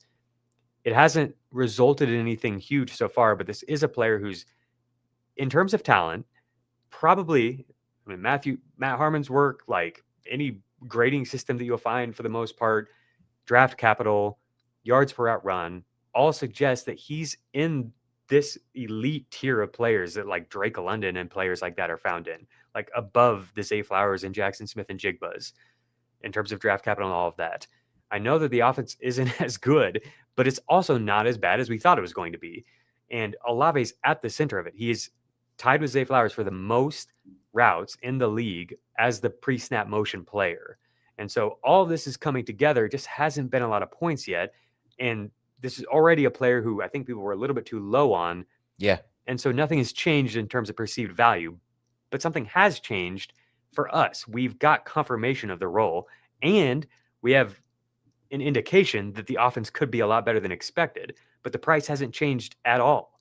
So like basically any league, any format, just try to trade for Olave if you've got the Strong time. case. Like, see if you can put something together. See if you can put him in a trade with another player or something. The players I have ranked around him are Juwan Jennings, Jacoby Myers, Travis Hunter. I have above him, and then below him, I would be fine trading any of these players for Olave, Jordan Addison, Calvin Ridley, J.K. Dobbins, DK Calvin Metcalf, Scattaboo, George Kittle, DeAndre Swift, DJ Moore, Xavier Worthy. You're not going to have to trade up some of those guys for Olave, though. That's the thing. Yeah, you can center a deal around that and get something else. And get more. Yeah, you're right. Good point. Yeah. All right. Those are our trade targets. And I haven't seen it yet, by the way, Jacob, but this is something I want to put a pin in for next week. I want to discuss this, and I'll watch the tape and we can discuss it. I've heard really good things about Rattler so far. Like shockingly good things. And Robert Salah was talking about him post-game, who's one of the best defensive minds in the NFL, in my opinion, and he was glowing about him. So I'm excited to watch some Rattler this week on tape. Just that feeds into the Olave thing because it could lead to more success for him. Yeah, and I mean, so fantasy points data is, what it sounds like. It's data. It's what you see. It's numbers, but it's all video sourced. It's all film sourced. They're watching the film and they're tracking what they're seeing, and you can have qualms with the subjectivity of it or whatever, but they do their absolute best to have an objective measuring system and then give you these numbers to represent what their eyes are telling them from watching the film. And that's what they're seeing, is that Spencer Rattler is putting the ball where it needs to be. And that's why the offense has been working and you've been able to get a functional number of plays and yards, is because he's playing fine. He's not playing bad. Right. And that's the key. All right. We're going to take a break. I hope you enjoyed our show on wide receiver and pass catching data, some trade targets. When we come back, we're going to talk running backs.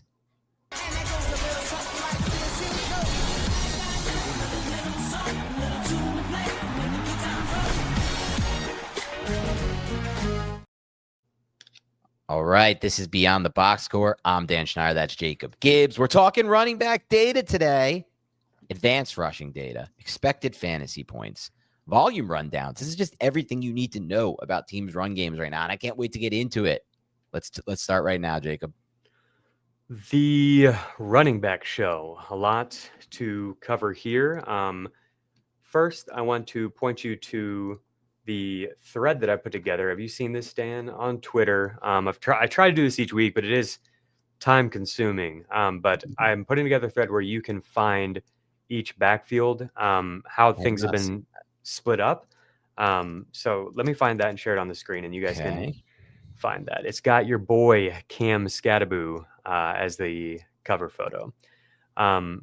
This is what we're digging into today, is this kind of stuff. And then I'm also going to have, if I can share my screen here, Aaron, I've also got XFP numbers, expected fantasy points from the Fantasy Points data suite. So find this thread and you can find every single player, every single backfield, and see like how things are shifting from week to week. You see here for the Arizona Cardinals, 64% snap rate for James Conner in week 1 compared to 52% in week 2. And you can just track this as we move along and have an idea of, if things are trending in the right direction or not for these players. Okay. We're looking at the bell cow report here per Fantasy Points data. And you'll see that I have it sorted by XFP, which is expected fantasy points through 2 weeks. At the very top is Christian McCaffrey, of course, 48 expected fantasy points. Running back 2 is Jonathan Taylor at 42. So still a pretty commanding lead for CMC, even with Brock Purdy out of the picture. I think he's pretty much clearly the running back 1 right now, with Bijan Robinson right up there on his heels because he can exceed his XFP number, and his XFP number is really high. Bijan's is 41, so he's running back 3 in XFP. Last year, he was running back 1 in XFP, and we've seen him only be better in terms of efficiency in his 3rd season here, Bijan Robinson. But yeah, front though, is it essentially what we said in the preseason? If he's healthy, there's just it's the easiest solution in fantasy. For sure. Yeah, we know who CMC is. 23% target share. Absolutely ridiculous stuff for a running back. Exactly. And that went down with Mac. It's going to get even better when Birdie's back. There's a lot for you to see here on this screen. I've also got like the route rate for the running backs here.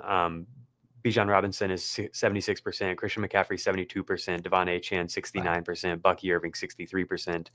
And then we find running back 2 in XFP, Jonathan Taylor at 62%.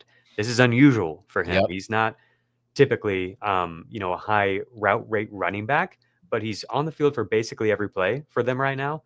It's only resulted in 5 targets, but he had a receiving touchdown last week, right? I think this might be a slight expansion of his game. For what it's worth, for his career, even, not just with Anthony Richardson, on a per route basis, horribly inefficient.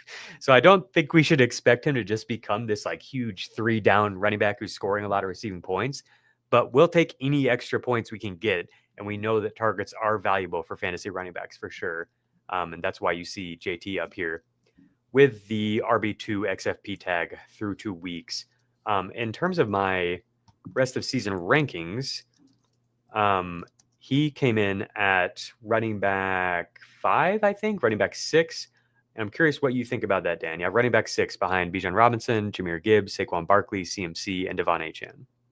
It's exactly where I would have him. That's where consensus has him too. Can't put him above Achane, who we love in the role. He's another one of these McCaffrey types, just getting insane volume in the passing game. By the way, not only insane volume in the passing game, watching it, it's different between the volume that Chase Brown used to get before Burrow's injury. He still may get. It's like they're actually designing angle routes for Devon Achane, just like they do for McCaffrey. They're using his skill set as a receiver. So can't put him above him. Barkley, Gibbs. Now, it would have to be 6, though. I struggle to put him over Derrick Henry personally. So maybe 7 for me. Yeah, that's fair. He's playing way more. I think he's a similar talent. I do think Henry's better, but I think Jonathan Taylor's looked really good so far. Like he's the pass game role. You know what? Fine, I'm with you. Yeah, and if it all comes down to the offense, really. I do think the offense is going to regress, which is why he's not right. At RB2 or 3, where his XFP and actual fantasy points suggest that he should be. I originally had him behind both Bucky and Derrick Henry in the same range as Josh Jacobs. I've thought about him and Jacobs a lot. And Cook, I think they're pretty similar in that they're like kind of limited in the receiving, but at least Taylor has the role, and we could see him see some more targets than those guys. But I do think the offense is so much better for Jacobs and Cook that it wouldn't surprise me if he kind of settles down into this RB10 range. So maybe it's a sell high situation for JT if you've got it. But this is where I'm at. I did move him ahead of Bucky per Dan's request, and that hurt my heart because Bucky's my guy. So Bucky is RB9 in XFP. I gave you the top 5 already. It is Christian McCaffrey, Jonathan Taylor, Bijan Robinson, Chase Brown. We do think that's going to drop. We talked about that on Tuesday's show. And then James Cook and Chuba Hubbard are tied at 5 and 6. Javonte Williams, we talked about a lot on Tuesday's show, is at 7. And then Saquon Barkley and Bucky Irving. I'm so psyched about the Bucky role. I know Rachaad White played really great on an island game, and so everybody saw it. But that didn't change the role at all for Bucky. I think if this just was a random Sunday game, nobody would be worried about him taking carries from Bucky, and I think that's exactly where we should be. I don't think there's any reason to worry about him taking any work from Bucky. That could be wrong. We don't know. It's a new coaching staff. We don't know how things have developed. But so far, what they've shown is they want Bucky out there for basically every situation. And so I'm just so psyched for him as the offensive line gets better, as maybe Chris Godwin gets back and helps out a little bit, that he could just continue to be one of the best players in fantasy. Yeah, Tristan Wirfs. Was really good to see Alvin Kamara return to the high XFP numbers. He was running back 23 in expected fantasy points in week 1, but running back 3 in week 2. Jahmyr Gibbs, top 12-ish here. This number is normally much lower than this. It's actually normally basically identical to David Montgomery, but he saw 10 targets in week 1, so his number is really, really high. It shrunk last week. Normally he's Derrick Henry, James Cook type of player where he's just like crushing XFP because he's so good.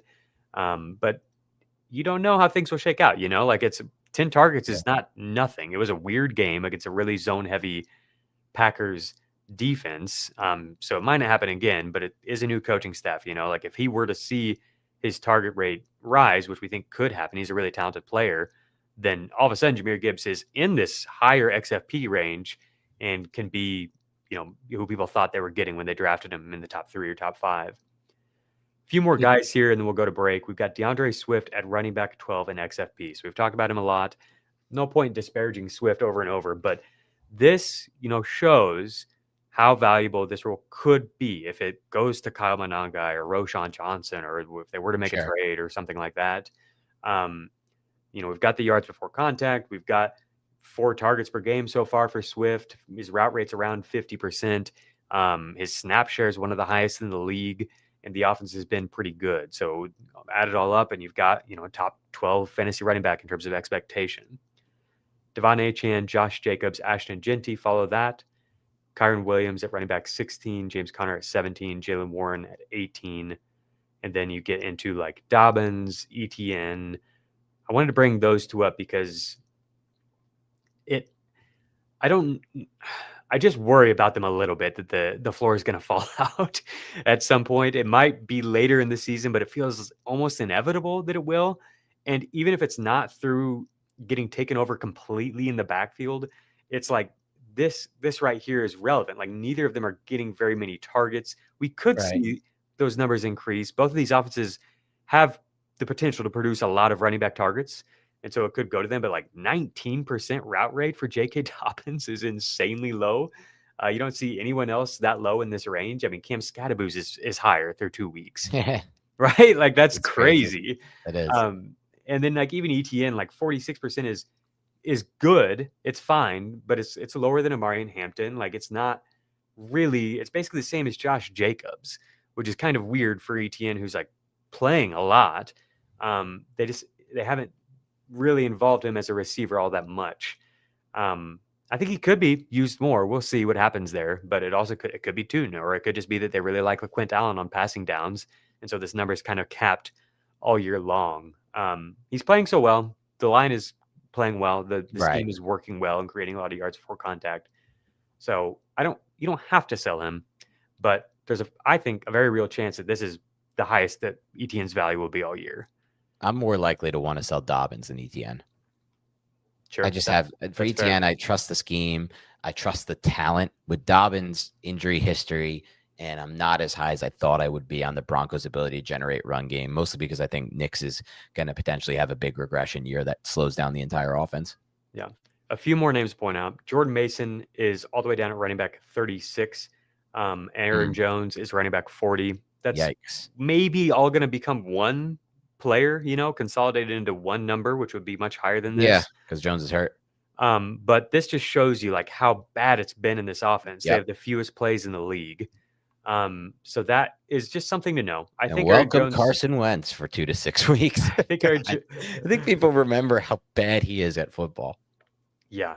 Then again, he is getting the best offensive infrastructure ever that made Darnold look good, and Mullins and Dobbs. So maybe somehow they can figure this thing out.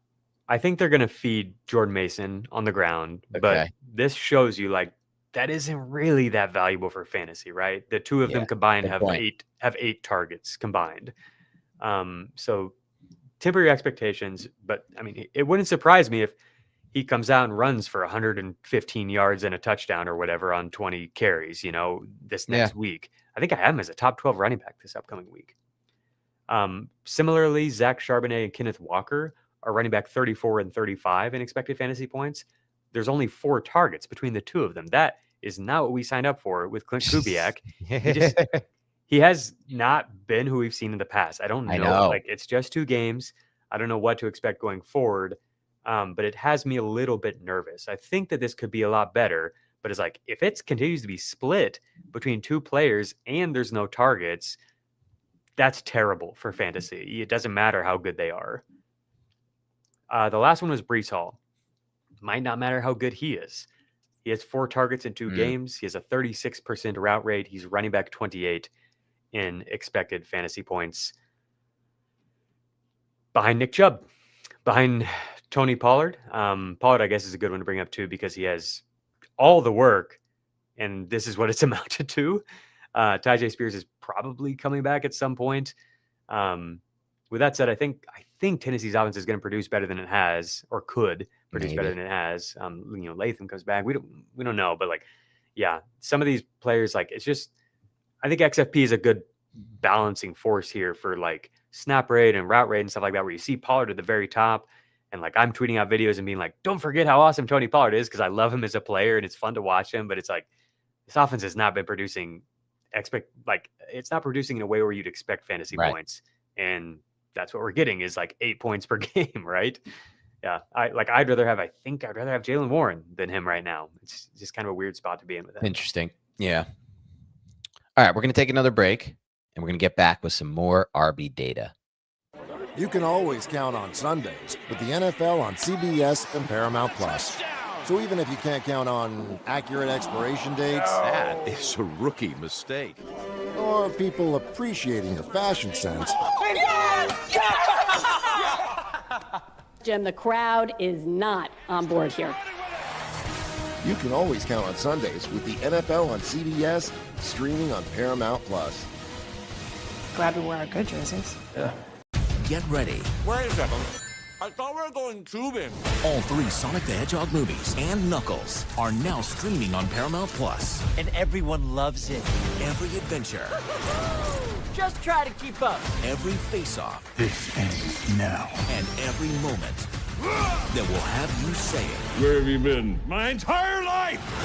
It's showtime. All 3 Sonic the Hedgehog movies and the entire Sonic universe are now streaming on Paramount Plus. I wasn't ready to die. The wait is over. I need to know what happened. Discover the mystery everyone's been talking about. School Spirits, every episode of all seasons now streaming on Paramount Plus. All right, we're back. That was a little nod to Mike Francesa. We're back. Where are we going to now? Just going to talk about a few backfields who have been shifting. And then I want to show you my week 3 rankings and just kind of talk about where anything that stands out to you, like kind of where we're at with some of these players. I think the week 3 rankings are interesting to complement the rest of season rankings. Just thinking about, where everybody's at right now. And if you're a team that is 0-2 or something, I think it's a good endpoint here for some of the trade target ideas and stuff like that. Is like, wow, like that player looks like really strong right now. I think it's easy to get carried away when you're going beyond the box score and go a bit too far beyond, and you're living in hypothetical land. You've got all this upside that you're excited about and stuff, but it's like, you got to get points. You got to balance it out with, the Javonte Williamses of the world or whatever, Not Javonte, but I'm in. Even if that doesn't sound as exciting to you. So we'll get to that here in a second. So the first one is the Arizona backfield and Trey Benson, 46% snap rate last week. James Conner got 11 carries to Benson's 3, but we saw more routes for Benson and 6 targets for Benson. Do you buy this? Because this wasn't like, he wasn't some big prolific receiver.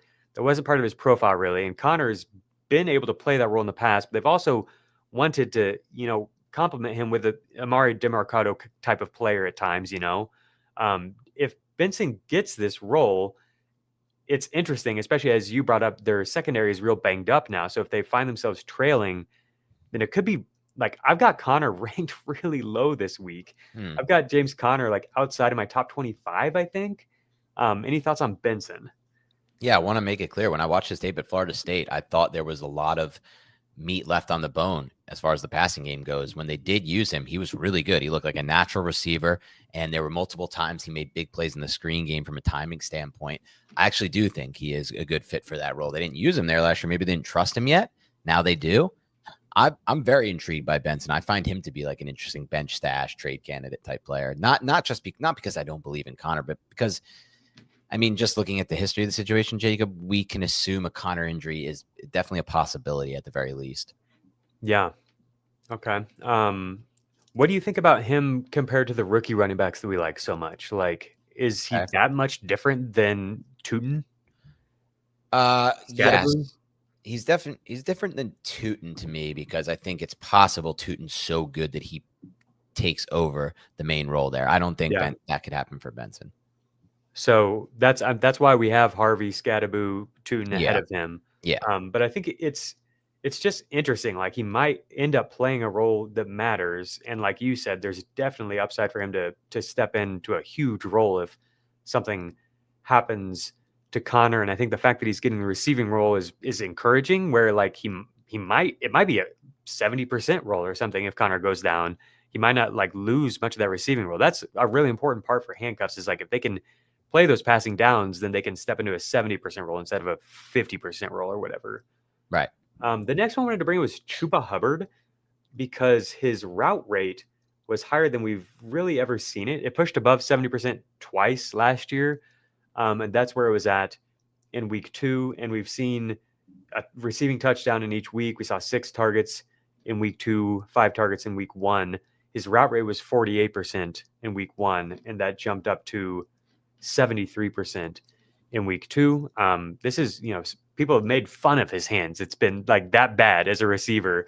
So do you have any faith that this is real, or is he like a clear sell high? Because like he's scoring almost all his points as a receiver. Yeah, it's I'm trying to think where I lean on this one. I don't think he's a clear sell high, but the data would suggest I still believe a little bit in the talent. But it's just that offense right now is so non-functional. They're not blocking well. They're finding themselves behind in games. And I even felt like this past game, they would have had a bad overall box like production for fantasy, but Arizona had so many injuries in the secondary that kind of just aided that like push comeback. So I don't know. I'm not sure where I'm at on that one yet. Yeah. We're just gonna have to wait and see. I think you have to wait that out. Yeah. I think I would probably sell him if I could. Yeah. But I don't know. It is tough. And he's somebody who's giving you points. He's giving you a lot of points right now. But if you're worried that they're going to be playing from behind a lot, like, right, why'd they bring Dowdle in? Did they really want this to be his role, or is this just kind of like Dowdle had that bad drop for an interception week 1, and so like, right, let's just put you out there. Like, I don't know. No. These were only 2 receiving touchdowns of the whole season. Like, I know. All right, let's talk about Blake Corum, because you saw that cut up, and you saw what I did, where it's like, wow, I haven't really seen this guy look like this, at least as a pro. And I've watched all his regular season, all of his preseason reps. I thought he looked fantastic last week. So 100% rushing success rate. I think 48 yards per carry on 5 carries. And he was playing in the first half. It wasn't just the blowout. He had Kyron's snap rate was 64% in the first half to 36% for Corum. 4 of his 5 carries did come in the second half. But they were getting him on the field already. Whereas like in week 1, it was an 81% snap rate for Kyron. So it's possible they wanted this to happen. They've been seeing stuff behind the scenes that led them to this. And I'm just wondering, like, if you're buying it at all, like, do you think it could continue to be split more and more? Because Kyron's really low in rankings this week. I've got him outside my top 20, and that's where consensus is too. We never see him that low. Yeah, I'm buying. We talked about this on the Tuesday show. Look, when Corum was at his best at Michigan before the major injury, he reminded me so much of Ohio State J.K. Dobbins. And what I mean by that is they both run with such a low center of gravity. They both get so well in and out of cuts, and they're both so good at pressing the line of scrimmage to set up their cutbacks. And I said that in the cut up you put up of Corum. Go check it out on Jacob's Twitter. Watch the third run. That third run that he gives them there, the Rams, that's a loss of 1 yard for Kyron Williams. I've seen him run that exact play multiple times over the course of his career. He doesn't have, I don't know what it is. I don't want to call it the patience to say he doesn't have, he's just not as natural of a runner as Blake Corum. Kyron Williams was a good receiver at Notre Dame. He's a good back in general. He was good when they were really successful up front, the Rams a couple years ago running duo. And that was partially a scheme thing in my mind. But I just think Corum gives them more juice as a runner by a lot. And I just can't imagine that they watched the tape and saw how well that he processed those runs and said, oh, let's now put him back in a no role. I think that role will continue to expand. I don't think he'll ever overtake Kyron. Kyron does so many things for them in the pass game, pass protection, but we could be looking at some point at like a 70-30. So they're on the road against the Eagles this week, who Javonte Williams was able to run straight ahead against in week 1, and it worked. And so I'm curious if you think that fits better for Kyron, if this could be kind of like a continuation of the breakout here. I think that's probably fits Kyron better, but I think they're going to give Corum touches no matter what. Yeah. He could run that scheme too. The chat's like, Jacob says sell everybody, which, like, I mean, sometimes, like, some of these players I do think are earlier. are decent sells. But then somebody said, he said to sell JT as well. And I do think it's important to say, no, I did not say to sell Jonathan Taylor. I've moved him up into my top 10 players overall rest of season rankings. I said, you could sell him. This could be the highest that his value will be the rest of the season is right now. Sure. So if that's how you feel, if you aren't buying the Daniel Jones stuff or whatever, you could consider selling him. If you think the Bucky Irving or Devon Achane or somebody like that is worth more and you can get something with that player for Jonathan Taylor, you can do it. Do it. So of your own volition. I'm not telling you to sell him.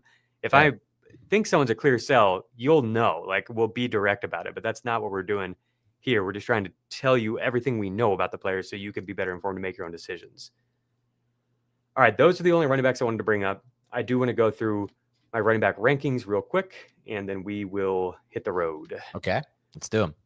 All right, so I'm going to share my screen here. You guys will see my week 3 running back rankings. You can always find these in the FFT newsletter as well. That's free. Google FFT newsletter, and these will hit your inbox multiple times a week with updates. Let me know if anybody stands out. I'm going to run down the rankings for people that are listening and not watching, and you, while I'm doing that, just keep an eye out for anybody who stands out to you here. It's Bijan Robinson at 1 against Carolina, Christian McCaffrey at 2, Saquon Barkley 3, Jonathan Taylor 4 against the Titans. Then we have Bucky Irving. I think could just I think this could be the monster breakout game against the Jets here, where Bucky goes for 20 or 30 or whatever, and you're not really able to buy him anymore. James Cook, man, this Miami Buffalo game is such tragic and spooky scheduling by the NFL to have this it's like the repeat of last year. Basically, it feels like the exact same time of year where that Thursday night game was just so just awful, man. I don't know. I'm so nervous about this game. It feels like it's gonna be a gross game. Yeah. It was everybody got hurt. The Tua thing, it was just oh gosh, I was feeling really excited about these teams, and then it was just terrible. Jahmyr Gibbs, Derrick Henry could be higher than any of these guys for sure. I'm really excited for that game, Detroit and Baltimore. And then you get into this weird range where it's Josh Jacobs is the clear tier break, and then you've got Jordan Mason at running back 11. Chase Brown, we don't really know what to do with him. Those two running backs facing each other. Chase Brown below him at running back 12. Javonte Williams at running back 13. I'd have Javonte at running back 11. Let me just make that clear to start. I love it, and he might end up there for me. That game's projected. The defense is done. That game's projected to be a shootout. And what the heck do you do with these running backs? Javonte Williams and DeAndre Swift. That game's projected to be a shootout, and the Bears are favorites. Yeah. And so, where do you put DeAndre Swift? I've got no clue. I've got him at running back 25. No way. I guess he deserves to be higher, but it wouldn't surprise me if he gets rug pulled in this game. Okay. If this is the Monangabe breakout game. It feels to me very similar, except I don't have quite as much confidence in Monanga as I did with Scadaboo. But that's how I felt last week going into the Tyron Tracy game, where it's on paper he's a good play, but I don't really want to play him. I'm pretty nervous. I think Scadaboo's coming for that work at some point. That's where I'm at with Swift. But I don't quite feel that way with Javonte. It feels really good, really comfortable for now, especially, and maybe even all year. Running back 13, running back 14, Jalen Warren. Already talked about him. Behind all these players, running back 15, Ashton Genty. Dude, feels bad, but his role was scaled back in a clear and pronounced way. Did you see some of those pass protection? I've seen some of those. Yep. Yeah. It doesn't look Coaches good to film in terms of his pass protection. So we'll see. He might, if he settles into a 40% route rate role, this is where he's going to be. Maybe lower, that's the ETN. And especially because they don't block the run at all, the Raiders. Yeah. That's the ETN, awesome talent. James Conner, Chuba Hubbard range in terms of role. And so those are all players who are freaking good. James Conner is one of the best running backs in the league in terms of advanced statistics and film. Right. But for fantasy, if he doesn't have a bigger role, this is where he is, low end running back 2. And that might just be where Genty is, and it won't even matter how good he is, because he probably has the worst blocking line of any of these guys that I just mentioned. Hubbard, by far, yeah. Conner, that's what it's been so far. That's where we're at with Hampton too. So he's down at running back 24. The hope with Genty is that he can break off long touchdown runs. It hasn't happened yet, and it seems like that part will come, I think. Yeah. Bill, I have at running back 22. Do you think we're on the verge of the big Bill breakout? Well, let's see what happens Friday at practice if Jaden Daniels plays. Yeah. Mariota's in. I don't think the breakout's coming, though I do think it will help him get more touches and carries. But I need Jaden in there for the offense environment, more touchdowns. Totally fair. The Raiders did do a great job against Hampton on the ground. Raiders D has been weirdly good. Yeah, I think they're coached well. But I also think Washington's run game is coached well and could open lanes up. I'm pretty intrigued by him. This might be too high. We'll adjust as Jaden is ruled in or out, because that will move the Vegas line for them. But this is where I've landed on these guys. Like Travion Henderson is all the way down at 33, Scadaboo's at 34. So if you're, a team that took Henderson as your running back 2 or Harvey as your running back 2, look at where Harvey's at, dude. 45. Yeah, he needs to be benched. So just be cognizant of where players Ramondre Stevenson, you don't want to go buy Ramondre or whatever, but somebody like Jalen Warren, somebody like Javonte Williams might really help you. And they're probably gettable, my guess is that whoever has Javonte, he's the running back 3 or something like that, and maybe they're feeling like it's time to cash in. Don't be afraid to do that just because you feel like I'm being a chump here, trading high for this old crusty vet. He's played pretty well. It's really worked well. Again, if you want more context to help you make that decision, go check out our Tuesday episode, because I think it's a totally valid buy. Yeah, all right, every position, trade targets, we did it. Back-to-back days, 2 hours, but I think we've covered pretty much everything. That's how it goes on Beyond the Box Score. Thank you so much for tuning in. Please do us a favor, leave a rating and review on iTunes and Spotify. We didn't get into any questions today because it was a long show. We will get back into that next week, though, for certain. And if you're watching right now on YouTube, hit that like button. I hope you have already, but if you haven't, I got my eye on you. Hit that like button. Take your hand, hover it over the mouse. It's 3 seconds. I've been told in the comment section, I said it was 1 second. It's actually a 3-second process to get your hand over that mouse and click like.